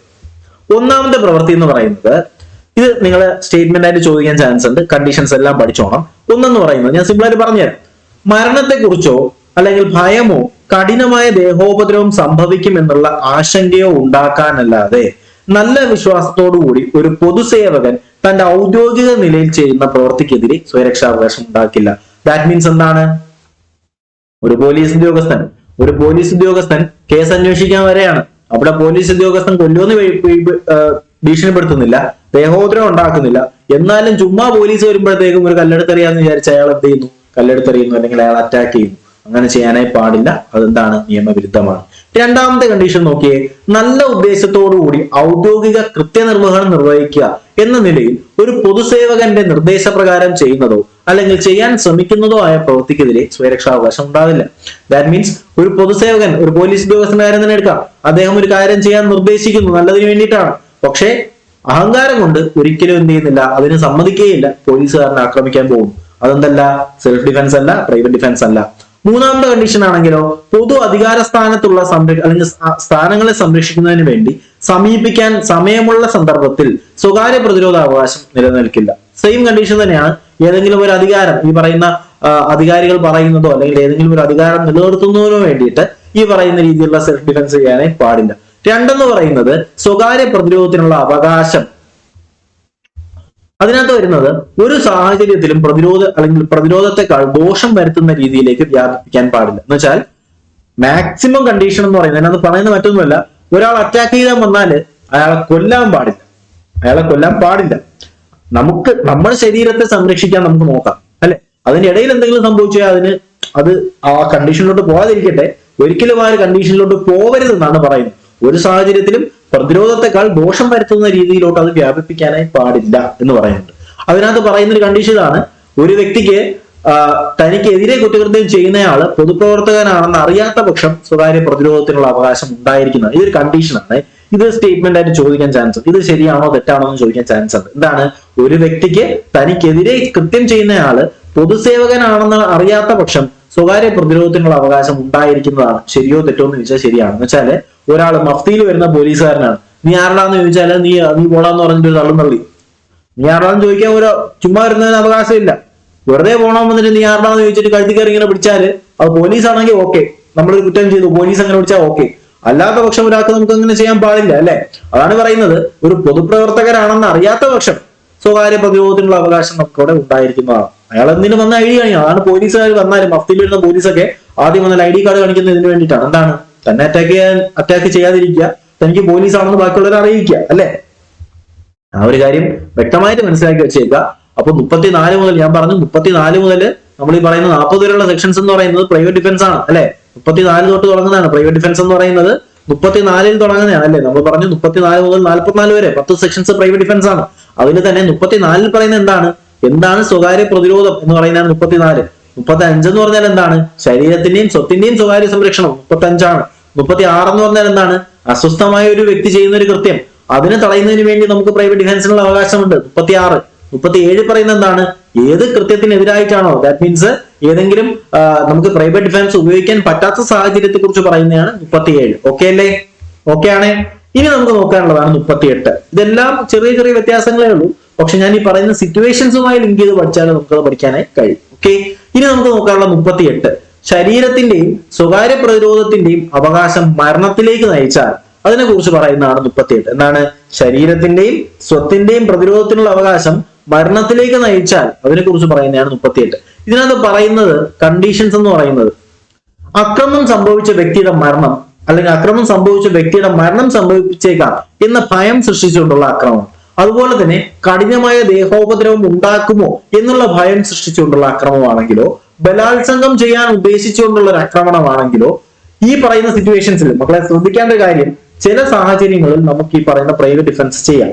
ഈ പ്രൈവറ്റ് ഡിഫൻസ് ചെയ്യുമ്പോൾ മരണത്തിലേക്ക് നയിച്ചാലും നമുക്കത് കുറ്റകരമായി കണക്കാക്കാൻ കഴിയാത്ത ചില സിറ്റുവേഷൻസ് ഉണ്ട്.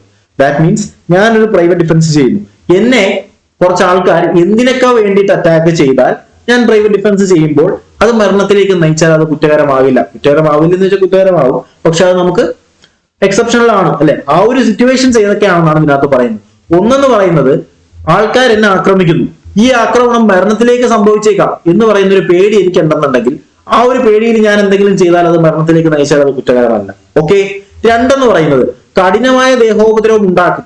ഒരു എന്താണ്, വാളെടുത്തോണ്ട് എന്നെ വെട്ടാൻ വരെയാണ്. അപ്പൊ എനിക്കറിയാം കഠിനമായ ദേഹോപദ്രവം എനിക്കുണ്ടാവും. അപ്പൊ അതിനെതിരെ ഞാൻ ഡിഫെൻഡ് ചെയ്യുമ്പോൾ അയാൾ മരിച്ചാൽ, എന്നെ ആക്രമിക്കാൻ വന്നാൽ അക്രമി മരിച്ചാലും അതെന്ത് ചെയ്യാൻ പറ്റത്തില്ല, വലിയ കുറ്റമാണെന്ന് കണക്കാക്കാൻ കഴിയത്തില്ല. അതുപോലെ തന്നെ ബലാത്സംഗം ചെയ്യാൻ ഉദ്ദേശിച്ചുകൊണ്ടുള്ള അക്രമം, എന്താണ്, ഒരു സ്ത്രീയെ ബലാത്സംഗം ചെയ്യാൻ ശ്രമിക്കുന്നു, സ്ത്രീ അടുത്തിരിക്കുന്ന ഒരു കമ്പി കഷ്ണം എടുത്തിട്ട് ഒറ്റ കുത്തു കൊടുക്കുന്നു, ആള് മരിക്കുന്നു. അങ്ങനെ സംഭവിച്ചാലും നമുക്കത് എക്സെപ്ഷണൽ ആണ്. അതുപോലെ തന്നെ പ്രകൃതി വിരുദ്ധമായിട്ടുള്ള കാമാസക്തി തൃപ്തിപ്പെടുത്താൻ ഉദ്ദേശിച്ചിട്ടുള്ള ആക്രമണം, കൊച്ചു കുട്ടികളെയൊക്കെ ഈ പറയുന്ന കുറെ ആൾക്കാർ ഇതേപോലെ ആക്രമിക്കാനൊക്കെ പോകുമ്പോൾ ഈ കുട്ടി എന്തെങ്കിലും ചെയ്ത് അയാൾ മരിച്ചാലും നമുക്ക് അതിനെ കണക്കാക്കാൻ കഴിയത്തില്ല എന്ന് വെച്ചാൽ ദാറ്റ് മീൻസ് അത് വലിയ കുറ്റമല്ല. അതുപോലെ തന്നെ ആളപഹരണമോ ആൾമോഷണമോ തട്ടിക്കൊണ്ടുപോകാൻ ഉദ്ദേശിച്ചിട്ടുള്ള അക്രമമാണെങ്കിലും ഇതേ സിറ്റുവേഷനകത്ത് തന്നെ വരും.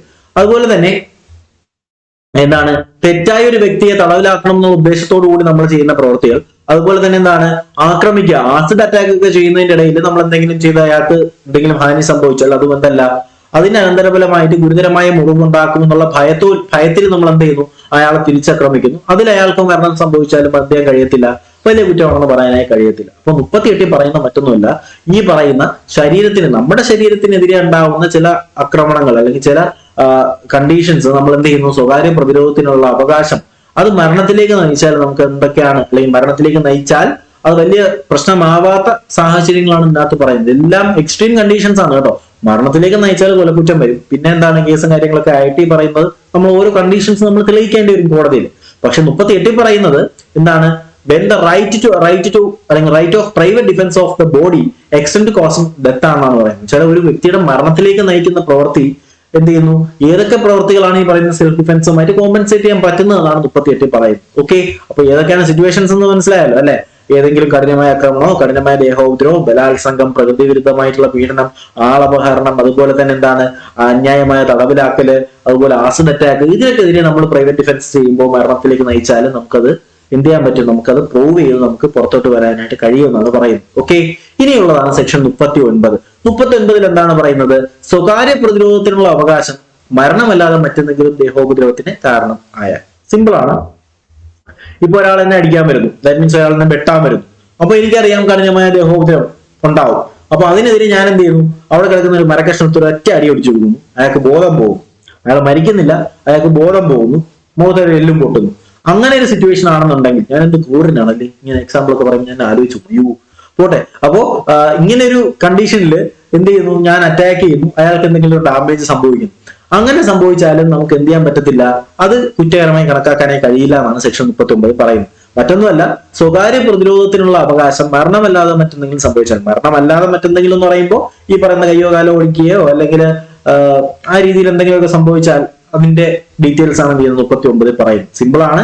സ്വകാര്യ പ്രതിരോധം ഞാൻ പറഞ്ഞു, സ്വകാര്യ പ്രതിരോധം മരണത്തിലേക്ക് നയിച്ചാൽ അത് 38 ആണ്. സ്വകാര്യ പ്രതിരോധം മരണമല്ലാതെ മറ്റെന്തെങ്കിലും കാര്യത്തിലേക്ക് നയിച്ചാൽ അത് 39 ആണ്. മരണത്തിലേക്ക് നയിച്ചാൽ 38, മരണമല്ലാതെ മറ്റേതെങ്കിലും കാര്യത്തിലേക്ക് നയിച്ചാൽ അത് 39. ഓക്കെ അല്ലേ? സിമ്പിൾ അല്ലേ? ക്ലിയർ ആണ് എന്ന് തന്നെ പ്രതീക്ഷിക്കുന്നു. ഇനി നമുക്ക് നോക്കാനുള്ളത് സെക്ഷൻ 40 എന്ന് പറഞ്ഞാൽ എന്താണ് സെക്ഷൻ 40? സ്വകാര്യ പ്രതിരോധത്തിനുള്ള അവകാശത്തിന്റെ തുടക്കവും തുടർച്ചയും. ദാറ്റ് മീൻസ് മറ്റൊന്നുമില്ല, ഇതിങ്ങനെ തന്നെ പഠിച്ചോണേ. 40 എന്ന് പറഞ്ഞാൽ സ്വകാര്യ പ്രതിരോധത്തിനുള്ള അവകാശത്തിന്റെ തുടക്കവും തുടർച്ചയും കുറിച്ച് പ്രതിപാദിക്കുന്നത് സെക്ഷൻ 40-ലാണ്. എന്താണ്? സ്വകാര്യ പ്രതിരോധത്തിനുള്ള അവകാശത്തിന്റെ തുടക്കവും തുടർച്ചയും കുറിച്ചുള്ള അല്ലെങ്കിൽ തുടർച്ചയും കുറിച്ചാണെങ്കിൽ അത് സെക്ഷൻ 40-ആണ്. എന്താണ് ഇതിനകത്ത് പറയുന്നത്? മറ്റൊന്നുമല്ല, ശ്രദ്ധിക്കുക. ഏതെങ്കിലും ഒരു കുറ്റകൃത്യം ചെയ്യാനുള്ള ശ്രമത്തിൽ നിന്നോ ഭീഷണിയിൽ നിന്നോ അപകടത്തെക്കുറിച്ച് ന്യായമായ ആശങ്ക ഉണ്ടാകുമ്പോൾ സ്വകാര്യ പ്രതിരോധത്തിനുള്ള അവകാശം ആരംഭിക്കുന്നു. കുറ്റകൃത്യം പൂർത്തിയാക്കിയിട്ടുണ്ടോ എന്നത് ഇവിടെ പരിഗണിക്കുന്നില്ല. ഭീതി നിലനിൽക്കുന്നിടത്തോളം സ്വകാര്യ പ്രതിരോധത്തിനുള്ള അവകാശവും നിലനിൽക്കുന്നു. സിമ്പിൾ ആയിട്ട് പറഞ്ഞാൽ പറ്റുന്നില്ല. ഒരാളുടെ കയ്യിൽ ഒരു വാളുണ്ട്, അയാൾ എന്നെ നോക്കി ഇങ്ങനെ നിൽക്കുകയാണ്. ദാറ്റ് മീൻസ് എനിക്കറിയാം അവ എന്നെ കൊല്ലും, അവ എന്നെ വെട്ടാൻ വേണ്ടിയാണ് വരുന്നത്. അപ്പോ അയാള് എന്നെ കൊല്ലുമെന്നുള്ള ഭയം എനിക്ക് എവിടെ ആരംഭിക്കുന്നു? അവിടെ എനിക്ക് സ്വകാര്യ പ്രതിരോധത്തിനുള്ള അവകാശവും ആരംഭിക്കുന്നുണ്ട്. മനസ്സിലായോ? ഒരു വ്യക്തി മറ്റൊരു വ്യക്തിയെ കൊല്ലാനോ ശരീരോപദ്രവത്തിനോ അങ്ങനെ കഠിനമായിട്ടുള്ള ഉപദ്രവത്തിനോ ഒക്കെ പോകുകയാണെന്നുണ്ടെങ്കിൽ ആ ഭയം എന്നിൽ ഉളവാക്കുന്ന ആ സമയത്തില് എനിക്ക് സെൽഫ് ഡിഫെൻസിനുള്ള അധികാരമുണ്ട് എന്നാണ് പറയുന്നത്. അവിടെ അയാൾ വെട്ടിയോ കുത്തിയോ എന്നുള്ളത് കാര്യമല്ല.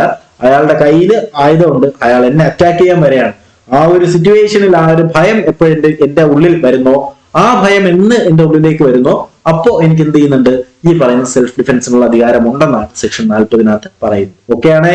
ക്ലിയർ ആണേ? അടുത്ത് നമുക്ക് നോക്കാനുള്ളത് സെക്ഷൻ 41. എന്താണ് 41? വസ്തുവിനെ സംബന്ധിച്ച് സ്വയരക്ഷാവകാശം മരണം സംഭവിപ്പിക്കുന്നതിലേക്ക് എപ്പോൾ വ്യാപിക്കും? അപ്പോ വസ്തുവിനെ സംബന്ധിച്ചുള്ള ഏതെങ്കിലും ഒരു സ്വയരക്ഷ ഒരു ഇൻസിഡന്റ് അത് മരണത്തിലേക്ക് നയിച്ചാൽ അതിനെക്കുറിച്ച് പറയുന്നതാണ് സെക്ഷൻ 41. എന്താണ് പറയുന്നത്? ഇതിനകത്ത് പറയുന്ന മറ്റൊന്നുമല്ല, വസ്തുവിനെ സംബന്ധിച്ച് സ്വയരക്ഷാവകാശം വ്യക്തമായ നിയന്ത്രണങ്ങൾ പ്രകാരം മരണത്തിലേക്ക് സംഭവിപ്പിക്കുന്നത് സാഹചര്യത്തെ കുറിച്ച് പ്രതിപാദിക്കുന്നതാണ് സെക്ഷൻ 41. എന്ന് പറഞ്ഞാല് എ എന്ന് പറയുന്നത് എന്താണ്? ഒരു കള്ളനാണ്. ബി എന്ന് പറയുന്ന ആളുടെ വീട്ടിൽ മോഷണം നടത്തുന്നു. തടയാൻ ശ്രമിച്ച ബി എ എന്ത് ചെയ്യുന്നു? ബി എന്ന് പറയുന്ന ആളിനെ കള്ളൻ ആക്രമിക്കുന്നു. അപ്പോ ബി എന്ത് ചെയ്യുന്നു? അല്ലെങ്കിൽ ആക്രമിക്കപ്പെടുന്നയാള് സ്വയരക്ഷാർത്ഥം എ ഒരു കത്തിയെടുത്ത് കുത്തുകയും ആ പറയുന്ന എ എന്ന് പറയുന്ന കള്ളൻ മരണപ്പെടുകയും ചെയ്യുന്നു. ഇവിടെ ബി കുറ്റക്കാരനല്ല. മനസ്സിലായല്ലോ? ഒരു കള്ളൻ എന്റെ വീട്ടിൽ വരുന്നു, ആ കള്ളൻ എന്നെ ആക്രമിക്കുന്നു. അപ്പോ അങ്ങനെ ആക്രമിക്കാൻ നേരത്തെ എന്ത് ചെയ്യാണ്? അപ്പൊ എനിക്ക് അവിടെ രക്ഷപ്പെട്ടാൽ മതിയാവും. അപ്പൊ അടുത്തിരുന്ന ഒരു കത്തിയെടുത്ത് ഞാൻ അയാളെ കുത്തുന്നു. അങ്ങനെ കുത്തുമ്പോഴത്തേക്കും അയാൾ മരിച്ചാൽ ഞാൻ അവിടെ കുറ്റക്കാരനല്ല. അതാണ് പറയുന്നത്. അതിനെക്കുറിച്ച് പറയുന്നതാണ് 41. അപ്പൊ വസ്തുവിനെ സംബന്ധിച്ച സ്വയരക്ഷാവകാശം, അത് കള്ളനാണ്. സോ അതെന്താണ്? കള്ളനായതുകൊണ്ട് വസ്തു മോഷ്ടിക്കാൻ വരുന്ന ആളാണ് അല്ലെ? അപ്പൊ അതെന്താണ്? വസ്തുവിനെ സംബന്ധിച്ചുള്ള സ്വയരക്ഷാവകാശമാണ്. അതിനെക്കുറിച്ച് പറയുന്നതാണ് സെക്ഷൻ 41 എന്ന് പറയുന്നത്. ഓക്കെ ആണേ? ഞാന് ഈ പറയുന്ന സെൽഫ് ഡിഫെൻസ് 41 വരെ ആയതിനു ശേഷം 44 വരെ ആയതിനു ശേഷം ഞാൻ ഒന്നും കൂടി റിവൈസ് ചെയ്യാം കേട്ടോ. അപ്പൊ ഇതിനകത്ത് പറയുന്നത് തെറ്റ് ചെയ്യുന്ന ആളുടെ മരണത്തിലേക്ക് നയിക്കുന്ന ന്യായമായ കാരണങ്ങൾ ഏതൊക്കെയാണെന്ന് അറിയാമോ? ഒന്നെന്ന് പറയുന്നത് വസ്തുവുമായി സംബന്ധിച്ചാണ്. കവർച്ചയാണെങ്കിൽ ന്യായമായ കാരണമാണ്. 2, സൂര്യാസ്തമയത്തിന് ശേഷമോ സൂര്യോദയത്തിന് മുൻപോ ഉള്ള ഭവനഭേദനം. ഒരു കൂട്ടം ആൾക്കാർ എന്റെ വീട്ടിലേക്ക് ഒന്നിനെ ആക്രമിക്കുന്നു. ആ സമയത്ത് ഞാൻ ഈ പറയുന്ന സെൽഫ് ഡിഫെൻസിന്റെ ഭാഗമായി കുത്തുകയും മരിക്കുകയും ചെയ്യുന്നു വേറൊരാള്, കുറ്റകരമല്ല. പിന്നെ പറയുന്നത് എന്താണ്? മനുഷ്യവാസ സ്ഥലമായതോ വസ്തു സൂക്ഷിച്ച സ്ഥലമായോ ഉപയോഗിക്കുന്ന ഏതെങ്കിലും കെട്ടിടത്തിലോ കൂടാരത്തിലോ തീ മൂലം ഉണ്ടാക്കുന്ന ദ്രോഹം അല്ലെങ്കിൽ സ്ഫോടക വസ്തുക്കൾ മൂലം ഉണ്ടാകുന്ന ദ്രോഹം എന്ന് വെച്ചാൽ എന്താണ്? ഞാൻ എന്റെ വീട്ടിൽ കുറച്ച് കാശ് സൂക്ഷിച്ചു വെച്ചിട്ടുണ്ട്. എന്റെ വീട്ടിൽ കയറി എന്ത് ചെയ്യുന്നു? ഈ പറയുന്ന പെട്രോൾ ഒഴിച്ച് കത്തിക്കുകയാണ്, എന്റെ റൂം കത്തിക്കുകയാണ്, അല്ലെങ്കിൽ എന്ത് ചെയ്യുന്നു? ഒരു ബാങ്കിനെ കത്തിക്കുകയാണ് അല്ലെ? ആ സിറ്റുവേഷനിൽ സെൽഫ് ഡിഫെൻസിന് വേണ്ടിയിട്ട് അവിടെ നിൽക്കുന്ന ഒരു വ്യക്തി ചെയ്യുന്ന കൃത്യങ്ങൾ അതെന്തായാലും തീരത്തില്ല, കുറ്റകരമായി തീരത്തില്ല. അതിനെ കുറിച്ച് പറയുന്നതാണ് ഈ പറയുന്ന സെക്ഷൻ 41 എന്ന് പറയുന്നത്. അപ്പോൾ വസ്തുവുമായി സംബന്ധിച്ചിട്ടുള്ള ഏത് തരത്തിലുള്ള സ്വയരക്ഷാവകാശമാണെങ്കിലും അതിനെക്കുറിച്ച് പറയുന്നത് സെക്ഷൻ 41-ലാണ്. ക്ലിയർ ആണേ? ഓക്കെ ആണേ? ഇനി നമുക്ക് നോക്കാനുള്ളത് സെക്ഷൻ 42. എന്താണ് 42? സ്വയരക്ഷാവകാശം മരണമല്ലാതെ ഏതെങ്കിലും ഹാനി ഉളവാക്കുന്നതിലേക്ക് വ്യാപിപ്പിക്കുന്നത്. നമ്മൾ നേരത്തെ പറഞ്ഞ സെയിം ഇൻസിഡന്റ് തന്നെയാണ്. എന്താണ്? നമ്മൾ ചെയ്യുന്ന ഏതെങ്കിലും ഒരു പ്രവൃത്തി സ്വയരക്ഷാവകാശം മരണമല്ലാതെ ഏതെങ്കിലും രീതിയിൽ അയാൾക്ക് ദോഷമായി ഭാവിച്ചാൽ അതെന്താണ്? സെക്ഷൻ 42-നകത്ത് ഉൾപ്പെടുത്താനായി കഴിയും. അതുപോലെ തന്നെ സെക്ഷൻ 43 എന്ന് പറഞ്ഞാൽ എന്താണ്? സ്വത്തിന്റെ സംരക്ഷണത്തിന് വേണ്ടിയിട്ടുള്ള തുടക്കവും തുടർച്ചയും. ദാറ്റ് മീൻസ് സ്വത്ത് അപകടം ഉണ്ടാക്കുമ്പോൾ ന്യായമായ ആശങ്ക ആരംഭിക്കുമ്പോൾ സ്വത്തിന്റെ സ്വകാര്യ പ്രതിരോധത്തിനുള്ള അവകാശം ആരംഭിക്കും. നമ്മൾ നേരത്തെ പറഞ്ഞ പോലെ തന്നെയാണ്. നേരത്തെ തുടർച്ച പറഞ്ഞ ഓർമ്മയുണ്ടോ? അതുപോലെ തന്നെയാണ് 43-ലും പറയുന്നത്. എന്റെ സ്വത്ത്, എന്റെ കയ്യിൽ ഇപ്പോൾ ഒരു 5 പവൻ സ്വർണ്ണം ഇരിപ്പുണ്ട്. എന്റെ സ്വർണം എന്റെ ഫ്രണ്ടിൽ നിൽക്കുന്ന ആള് പിടിച്ചു പറിക്കാൻ വരെയാണ്.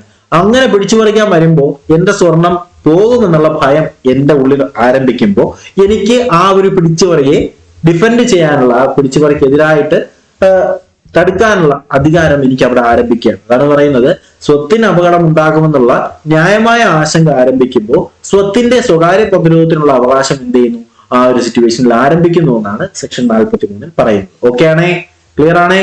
ഇനി നമുക്ക് പറയാനുള്ളത് അവസാന സെക്ഷൻ ആണ്, സെക്ഷൻ 44. എന്താണ് 44 പറയുന്നത്?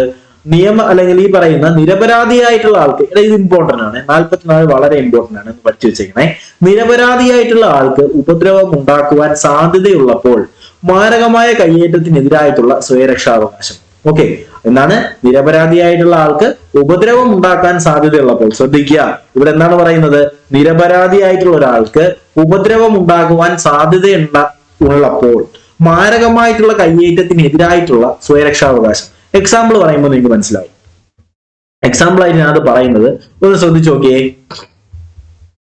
ഇവിടെ ആൾക്കൂട്ടത്തിനെതിരെ അല്ലെങ്കിൽ ആൾക്കൂട്ടത്തില് ഈ പറയുന്ന ഒരു കൊച്ചുകുട്ടിയെ അല്ലെങ്കിൽ ആൾക്കൂട്ടം എന്ത് ചെയ്യാണ്? ഒരു വ്യക്തിയെ ആക്രമിക്കാനായിട്ട് വരികയാണ്. എന്ത് ചെയ്യുന്നു? ഒരു വ്യക്തിയെ ആൾക്കൂട്ടം ആക്രമിക്കാനായിട്ട് വരുന്നു. അപ്പൊ ഈ പറയുന്ന ജനക്കൂട്ടം ആക്രമിച്ച് കൊലപ്പെടുത്താൻ ശ്രമിക്കുകയാണ് ഒരു വ്യക്തിയെ. ഇപ്പൊ ഞാൻ തന്നെയാണ് ഇവിടുത്തെ നിങ്ങളെ തരാം. അപ്പൊ എന്നെ എന്ത് ചെയ്യുന്നു? ഒരു ജനക്കൂട്ടം ആക്രമിക്കാനായി വരുന്നു, എന്നെ കൊല്ലാനായിട്ടാണ് വരുന്നത്. അങ്ങനെ ശ്രമിക്കുമ്പോൾ ജനക്കൂട്ടത്തിന് നേരെ വെടിയുതിർക്കാതെ അയാൾക്ക് തന്റെ സ്വയപ്രതിരോധത്തിന് അവകാശം ഫലപ്രദമായിട്ട് വിനിയോഗിക്കാൻ കഴിയില്ല. ഞാൻ പോലീസുകാരനാണ്, ജനക്കൂട്ടം എന്നെ ആക്രമിക്കാനായി വരുന്നു. അപ്പൊ എനിക്കറിയാം തോക്ക് ഉപയോഗിച്ച് വെടിവെച്ചാലേ എനിക്ക് സ്വയരക്ഷ അല്ലെങ്കിൽ ഈ പറയുന്ന സെൽഫ് ഡിഫൻസ് നടത്താനായി കഴിയത്തുള്ളൂ. അപ്പൊ അങ്ങനെ ഒരു സിറ്റുവേഷനിൽ ആൾക്കൂട്ടത്തിലെ കൊച്ചുകുട്ടികളെ ഉപദ്രവിക്കാതെ വെടിയുതിർക്കാനായി കഴിയില്ല. നമുക്കറിയാം, ഒരു 20 പേര് പോട്ടെ, 50 പേര് എന്നെ ആക്രമിക്കാനായി വരുന്നു ഒറ്റയ്ക്ക്. ഞാൻ പോലീസുകാരനാണ്. ആ 50 പേരെ കൂട്ടത്തില് ഒരു 10-20 അല്ലെങ്കിൽ പോട്ടെ ഒരു 10 കൊച്ചുകുട്ടികളുണ്ട്. എനിക്കറിയാം എന്റെ ജീവൻ എനിക്ക് രക്ഷിച്ചാൽ മതിയാവും. ഈ പറയുന്ന 50 പേരുടെ കയ്യിലും വെപ്പൺസ് ഉണ്ട്, ഇവര് വന്നാൽ എന്നെ കൊല്ലും. പക്ഷെ എനിക്ക് ജനക്കൂട്ടത്തിനെതിരെ വെടിവെക്കാതെ, അതൊരു കൊച്ചുകുട്ടി ഉണ്ടെങ്കിലും എനിക്ക് അതിനെതിരെ വെടിവെക്കാതെ എനിക്ക് എന്ത് ചെയ്യാൻ പറ്റത്തില്ല, എന്റെ ജീവൻ എനിക്ക് രക്ഷിക്കാനായി കഴിയത്തില്ല. അങ്ങനെ ഒരു സിറ്റുവേഷൻ ആണെങ്കിൽ അങ്ങനെ വെടിയുതിർക്കുന്നതിലൂടെ അല്ലെങ്കിൽ ഈ പറയുന്ന ഞാൻ എന്ന് പറയുന്ന വ്യക്തി ഏതെങ്കിലും കുട്ടിയെ ഉപദ്രവിച്ചാൽ പോലും അത് കുറ്റകരമായി തീരത്തില്ല എന്നാണ് എന്ത് ചെയ്യുന്നത് സെക്ഷൻ 44 പറയുന്നത്. വളരെ ഇമ്പോർട്ടന്റ് ആണ്. സ്റ്റേറ്റ്മെന്റ് ആയിട്ട് ചോദിക്കാൻ ചാൻസ് ഉള്ള ഒരു പോയിന്റ് ആണ്. ഈ കുട്ടിയുടെ കേസൊക്കെ സ്റ്റേറ്റ്മെന്റ് ആയിട്ട് ചോദിക്കാൻ ചാൻസ് ഉണ്ട്. അവിടെ കുട്ടി ഉണ്ടെങ്കിൽ അത് എന്താണ് സെൽഫ് ഡിഫൻസ് ആയിട്ട് തീരുമോ, അല്ലെങ്കിൽ കുട്ടി ഉണ്ടെങ്കിൽ നമുക്കത് ഈ പറയുന്ന സ്വകാര്യ പ്രതിരോധത്തിന്റെ ഭാഗത്തിനകത്ത് വരുമോ എന്നൊക്കെ ചോദിച്ചാൽ വരും, അല്ലെ? വരും. കാര്യം എന്താണ്? ഒരു ജനക്കൂട്ടമാണ്, അല്ലെ? ഒരു ജനക്കൂട്ടം ഒരു വ്യക്തിയെ ആക്രമിക്കാൻ വരുമ്പോഴത്തേക്കും ജനക്കൂട്ടത്തിനെതിരായിട്ട് നമുക്ക് അവിടെ തിരിച്ച് പ്രത്യാക്രമണം നടത്തിയില്ലാന്നുണ്ടെങ്കിൽ നമ്മൾ മരിച്ചു പോകും. അപ്പൊ അതിനകത്ത് കുട്ടിയുണ്ടോ വലിയ ആളുണ്ടോ നോക്കിയിട്ട് കാര്യമില്ല. സോ നമുക്ക് അവിടെ വെടിയുതിർത്തേ മതിയാവത്തുള്ളൂ, അല്ലെ? അപ്പൊ അതിനെക്കുറിച്ച് പ്രതിപാദിക്കുന്ന BNS വകുപ്പാണ് സെക്ഷൻ 44 എന്ന് പറയുന്നത്. ഓക്കെ, അപ്പൊ നിരപരാധിയായിട്ടുള്ള വ്യക്തി, ഞാനെന്ന് പറയുന്ന നിരപരാധിയായിട്ടുള്ള വ്യക്തിയാണ്. അപ്പൊ ഞാനെന്ന് പറയുന്ന നിരപരാധിയായിട്ടുള്ള ഒരാൾക്ക് ഉപദ്രവം ഉണ്ടാക്കുവാൻ സാധ്യതയുള്ളപ്പോൾ അത് ഈ പറയുന്ന മാരകമായ കയ്യേറ്റത്തിലൂടെ ആണെന്നുണ്ടെങ്കിൽ നമുക്ക് അവിടെ സ്വയരക്ഷാവകാശമുണ്ട്. അവിടെ കുട്ടിയുണ്ടോ മുതിർന്ന ആളുണ്ടോ എന്നുള്ള കാര്യം നോക്കിയിട്ട് കാര്യമില്ല എന്നാണ് എന്ത് ചെയ്യുന്നത് സെക്ഷൻ 44 പറയുന്നത്. അപ്പൊ നമുക്ക് ഈ പറയുന്ന സെൽഫ് ഡിഫൻസ് അല്ലെങ്കിൽ പ്രൈവറ്റ് ഡിഫൻസിനകത്ത് വരുന്ന സെക്ഷൻസ് ഒന്നും കൂടി നമുക്ക് നോക്കാം. നമ്മൾ പറഞ്ഞു സെക്ഷൻ 34 മുതൽ 44 വരെയാണ് പ്രൈവറ്റ് ഡിഫൻസ് വരുന്നത്. അത് 34 എന്ന് പറഞ്ഞാൽ എന്താണ്? സ്വയപ്രതിരോധം അല്ലെങ്കിൽ എന്താണ് സ്വകാര്യ പ്രതിരോധം ചെയ്ത കാര്യങ്ങൾ എന്ന് പറയുന്നതാണ് 34. 35 എന്ന് പറഞ്ഞാൽ എന്താണ്? ശരീരത്തിന്റെയും സ്വത്തിന്റെയും സ്വകാര്യ സംരക്ഷണമാണെങ്കിൽ അത് 35ആണ്. എന്താണ് 36? ഈ പറയുന്ന ഒരു അസ്വസ്ഥമായിട്ടുള്ള ഒരു മനസ്സുള്ള വ്യക്തി, ഭ്രാന്തുള്ള ഒരു വ്യക്തി ആക്രമിക്കുമ്പോൾ പ്രത്യാക്രമണത്തിനുള്ള അധികാരം നമുക്കുണ്ട്. അതാണ് 36. 37 എന്ന് പറഞ്ഞാൽ എന്താണ്? ഈ പറയുന്ന ഏത് കൃത്യത്തിനെതിരായിട്ടാണോ അല്ലെങ്കിൽ സെൽഫ് ഡിഫൻസ് നമുക്ക് ചെയ്യാൻ പാടില്ല. പൊതുപ്രവർത്തകനെതിരെ ഒരു പബ്ലിക് സർവന്റ് അയാളുടെ ഡ്യൂട്ടി ചെയ്യുമ്പോൾ നമുക്ക് അതിനെതിരെ പ്രൈവറ്റ് ഡിഫൻസ് നടത്താനുള്ള അധികാരം ഇല്ല. അതാണ് 37 എന്ന് പറയുന്നത്. അവിടെ 38 എന്ന് പറഞ്ഞാൽ എന്താണ്? ശരീരത്തിന്റെ സ്വകാര്യ പ്രതിരോധത്തിനുള്ള അവകാശം മരണത്തിലേക്ക് നയിച്ചാൽ അത് ഈ പറയുന്ന ഏതൊക്കെ സിറ്റുവേഷനിലാണ് എന്ന് പറയുന്നതാണ് 38. അപ്പൊ ഞാൻ പറഞ്ഞു എന്തൊക്കെയാണ്? കഠിനമായ ദേഹോദ്രമായാലും, ബലാത്സംഗം ചെയ്യാൻ വരിക, പ്രകൃതി വിരുദ്ധ പീഡനത്തിന് ഇരയാവുക, ആളപഹരണം ഉണ്ടാക്കുക, ഇതൊക്കെയാണെന്നുണ്ടെങ്കിൽ നമുക്ക് അവിടെ പ്രൈവറ്റ് ഡിഫൻസ് ചെയ്ത് അയാൾക്ക് മരണം സംഭവിച്ചാലും അത് കുറ്റകരമൊന്നും അല്ല. പിന്നെ പറയുന്നത് 39 എന്ന് പറഞ്ഞ എന്താണ്? സ്വകാര്യ പ്രതിരോധത്തിനുള്ള അവകാശം മരണമല്ലാതെ മറ്റെന്തെങ്കിലും ദ്രോഹത്തിന് കാരണമായാൽ അതെന്താണ്? 39 ആണ്. പിന്നെ പറയുന്നത് 40 എന്ന് പറഞ്ഞാൽ എന്താണ്? ഈ പറയുന്ന സ്വകാര്യ പ്രതിരോധത്തിന്റെ തുടക്കവും തുടർച്ചയും എങ്ങനെയാണ്? ഞാൻ പറഞ്ഞു ഒരു വ്യക്തി എന്നെ ആക്രമിക്കാൻ വരുന്നു എന്നുള്ള പേടി എന്റെ ഉള്ളിൽ ഉണ്ടാവുമ്പോൾ എനിക്ക് അവിടെ സ്വകാര്യ പ്രതിരോധത്തിനുള്ള അവകാശം ആരംഭിക്കുകയാണ്, അല്ലെ? അയാൾ ചെയ്താലും ചെയ്തില്ലെങ്കിലും സ്വകാര്യ പ്രതിരോധത്തിനുള്ള അവകാശം എനിക്ക് അവിടെ ആരംഭിക്കുകയാണ്. അതാണ് 40. 41 എന്ന് പറഞ്ഞാൽ എന്താണ്? വസ്തുവിനെ സംബന്ധിച്ചുള്ള ഒരു സ്വകാര്യ പ്രതിരോധം അല്ലെങ്കിൽ ഒരു സ്വയരക്ഷാവകാശം മരണത്തിലേക്ക് സംഭവിച്ചാൽ എന്താണ്? ഒരു കള്ളൻ എന്റെ വീട്ടിലേക്ക് കടന്നു, കള്ളനെ എന്നെ ആക്രമിക്കാൻ വരുമ്പോഴത്തേക്കും ഞാൻ അയാളെ കുത്തിയാൽ അയാൾ മരിച്ചാൽ എന്താണ്? അത് കുറ്റകരമല്ല, അല്ലെങ്കിൽ അത് കുറ്റകരമായിട്ട് കണക്കാക്കാൻ കഴിയില്ല. സെൽഫ് ഡിഫൻസ് ആണത്. അതാണ് 41. 42 പറയുന്നത് എന്താണ്? ഈ പറയുന്ന സെൽഫ് ഡിഫൻസ് കള്ളന്റെ കേസിലേക്ക് ആകുമ്പോഴത്തേക്കും അല്ലെങ്കിൽ പറഞ്ഞ വസ്തുവിന്റെ കേസിലേക്ക് ആകുമ്പോൾ അത് എന്തായിരിക്കണം? അതൊരു കവർച്ചയായിരിക്കണം, സൂര്യാസ്തമയത്തിന് ശേഷമോ സൂര്യോദയത്തിന് മുൻപോ ആയിരിക്കണം, അല്ലെങ്കിൽ ഈ പറയുന്ന ഏതെങ്കിലും ഒരു കെട്ടിടത്തിലോ കൂടാരത്തിലോ തീ മൂലമുള്ള എന്തെങ്കിലും ദ്രോഹം ചെയ്യുകയാണെന്നുണ്ടെങ്കിൽ നമുക്ക് ഈ പറയുന്ന സിറ്റുവേഷൻ നമുക്ക് അവിടെ ഉപയോഗിക്കാനായി കഴിയത്തുള്ളൂ. പിന്നെ പറയുന്ന 42 എന്താണ്? സ്വയരക്ഷാവകാശം. മരണമല്ലാതെ മറ്റെന്തെങ്കിലും ഹാനി സംഭവിച്ചാലാണ് 42. മറ്റത് മരണമല്ലാതെ മറ്റെന്തെങ്കിലും ദ്രോഹം സംഭവിച്ചാലാണ്. ഇത് ഹാനി സംഭവിച്ചാൽ 42. ചില വാക്കുകൾ അങ്ങനെ തന്നെ പഠിക്കേണ്ടി വരും. പിന്നെ പറയുന്ന 43 സ്വത്തിന്റെയും സ്വകാര്യ സംരക്ഷണത്തിന്റെയും തുടക്കവും തുടർച്ചയും. എന്ന് വെച്ചാൽ എന്താണ്? എന്റെ കയ്യിരിക്കുന്ന സ്വത്ത് മറ്റൊരുത്തൻ അത് പിടിച്ചു പറിക്കാൻ വരും എന്നുള്ള പേടി ആരംഭിക്കുമ്പോൾ എനിക്കതിനെതിരെ ഒരു സെൽഫ് ഡിഫൻസ് ചെയ്യാനുള്ള അധികാരം അവിടെ ആരംഭിക്കുകയാണ്. ആ പേടിയിൽ നിന്ന് സെൽഫ് ഡിഫൻസിന്റെ അധികാരം ആരംഭിക്കുകയാണ്. അപ്പം പിടിച്ചു പറിച്ചാലും ഇല്ലെങ്കിലും എനിക്ക് സെൽഫ് ഡിഫെൻഡ് ചെയ്യാനുള്ള അധികാരമുണ്ട്. അതാണ് 43. 44 എന്ന് പറഞ്ഞാൽ എന്താണ്? ഒരു നിരപരാധിയായിട്ടുള്ള ഒരാളെ എന്ത് ചെയ്യുന്നു? ഉപദ്രവിക്കാനായി ഉപദ്രവിക്കുകയാണ്, അല്ലെ? മാരകമായിട്ടുള്ള കയ്യേറ്റം ചെയ്യാനായി പോവുകയാണ്. അങ്ങനെ ചെയ്യുമ്പോൾ ആ നിരപരാധിക്ക് ഈ പറയുന്ന സ്വയരക്ഷാവകാശമുണ്ട്. അതാണ് ഞാൻ പറഞ്ഞത്. ഒരു വയലന്റ് മോബ് അല്ലെങ്കിൽ എന്താണ് ഒരു വയലന്റ് ഗ്യാങ് എന്ത് ചെയ്യുന്നു? ഈ പറയുന്ന ഒരു മാന്യനായ ഒരു പാവപ്പെട്ട ഒരു വ്യക്തിയെ ആക്രമിക്കാനായി വരുമ്പോഴത്തേക്കും അയാൾക്ക് ഈ പറയുന്ന എന്തിനെതിരെ? ജനക്കൂട്ടത്തിനെതിരെ എന്തെങ്കിലും ചെയ്താൽ, അല്ലെങ്കിൽ ജനക്കൂട്ടത്തിനെതിരെ വെടിവെച്ചാലേ രക്ഷപ്പെടാനേ പറ്റത്തുള്ളൂ. അങ്ങനെ വെക്കുന്ന ഈ പറയുന്ന കൃത്യം എന്തല്ല, കുറ്റകരമായി തീരത്തില്ല. അവിടെ ഒരു കുട്ടി ഉണ്ട് എന്നുണ്ടെങ്കിലും നമുക്ക് അത് കൺസിഡർ ചെയ്യേണ്ട കാര്യമില്ല. കാരണം നമുക്ക് അവിടെ നമ്മുടെ ജീവനാണ് വലുത്. കാരണം ആ കുട്ടിയും നമ്മളെ കൊല്ലാനാണ് വരുന്നത്, അല്ലെ? സോ ആ ഒരു കാര്യം എന്ത് ചെയ്താൽ കൃത്യമായിട്ട് നിങ്ങളുടെ മനസ്സിൽ ഉണ്ടാവും. അപ്പൊ ഇത്രയും കാര്യങ്ങളാണ് നമ്മൾ ഈ പറയുന്ന ഇന്നത്തെ സെക്ഷനിൽ നമ്മൾ പഠിക്കാനായി ഉദ്ദേശിച്ചത്. അങ്ങനെ നമ്മൾ 14 മുതൽ അല്ലെ, നമ്മുടെ ജനറൽ എക്സെപ്ഷന്റെ ഈ പറയുന്ന സെക്ഷൻ 14 മുതൽ 34 വരെ വരുന്ന സെക്ഷൻസ് നമ്മൾ വളരെ ഡീറ്റെയിൽ ആയിട്ട് വളരെ ക്ലിയർ ആയിട്ട് നമ്മൾ പഠിച്ച് അവസാനിപ്പിച്ചു. ജനറൽ എക്സെപ്ഷൻസ് നമ്മൾ തീർത്തിട്ടുണ്ട്. ഇനി കുറച്ച് ചോദ്യങ്ങൾ ഈ പറയുന്ന ജനറൽ എക്സെപ്ഷൻസുമായിട്ട് ബന്ധപ്പെടുത്തിയിട്ട് ഒരു മോഡൽ എക്സാം മോക്ക് ടെസ്റ്റ് ഉണ്ടാവും. അപ്പോൾ കൃത്യമായിട്ട് നിങ്ങൾ അതുകൂടി നിങ്ങളൊന്ന് അറ്റൻഡ് ചെയ്യണം. അതുപോലെ തന്നെ ക്ലാസ്സിനെ കുറിച്ചുള്ള അഭിപ്രായങ്ങൾ നിങ്ങൾ തീർച്ചയായിട്ട് ഇപ്പൊ തന്നെ നിങ്ങൾ ആരെങ്കിലും കമന്റ് ആയിട്ട് ഇട്ടില്ല എന്നുണ്ടെങ്കിൽ നിങ്ങൾ കമന്റ് ആയിട്ട് രേഖപ്പെടുത്തുക. വീഡിയോ ലൈക്ക് ചെയ്ത് ആരെങ്കിലും കാണുന്നുണ്ടെങ്കിൽ വീഡിയോ ഒന്ന് ലൈക്ക് ചെയ്യുക, ചാനൽ സബ്സ്ക്രൈബ് ചെയ്യുക, നിങ്ങളുടെ കൂട്ടുകാരിലേക്ക് വീഡിയോ ഒന്ന് ഷെയർ എത്തിച്ചു കൊടുക്കുക. അതുപോലെ തന്നെ ഞാൻ നേരത്തെ പറഞ്ഞിട്ടുണ്ടായിരുന്നു നമ്മുടെ ബാച്ചുകളിലേക്ക്, ഫോഴ്സ് ബാച്ചിലേക്കായാലും നമ്മുടെ പോലീസ് ബാച്ചിലേക്കായാലും ജോയിൻ ചെയ്യുക. ജോയിൻ ചെയ്താൽ നിങ്ങൾക്ക് അതിനുള്ള ബെനിഫിറ്റ് എന്തായാലും നിങ്ങൾക്ക് അതിനുണ്ടാവും. അപ്പൊ അതുകൂടി നിങ്ങളൊന്ന് ശ്രദ്ധിക്കുക. നിങ്ങൾക്ക് വേണ്ടിയിട്ട് എക്സ്ക്ലൂസീവ് ആയിട്ടുള്ള ലൈവ് സെഷൻസ് ഒക്കെ നമ്മൾ അറേഞ്ച് ചെയ്യുന്നുണ്ട്. അപ്പോൾ ഓരോ ടോപ്പിക് വൈസ് ആയിട്ടുള്ള ലൈവ് സെഷൻസ് നിങ്ങൾക്ക് എന്തായാലും റിവിഷൻ രീതിയിലൊക്കെ ഈ പറയുന്ന ബാച്ചിനകത്ത് അവൈലബിൾ ആയിരിക്കും. അപ്പൊ എന്തായാലും നിങ്ങൾ മാക്സിമം ഈ പറയുന്ന ബാച്ചിലേക്ക് ജോയിൻ ചെയ്യാനായി ശ്രമിക്കുക. അപ്പോ പുതിയൊരു വീഡിയോയും ക്ലാസ്സും ഒക്കെ ആയിട്ട് നമുക്ക് ഉടനെ തന്നെ കാണാം. അതുവരേക്ക് എല്ലാവർക്കും ബൈ ബൈ, ടേക്ക് കെയർ.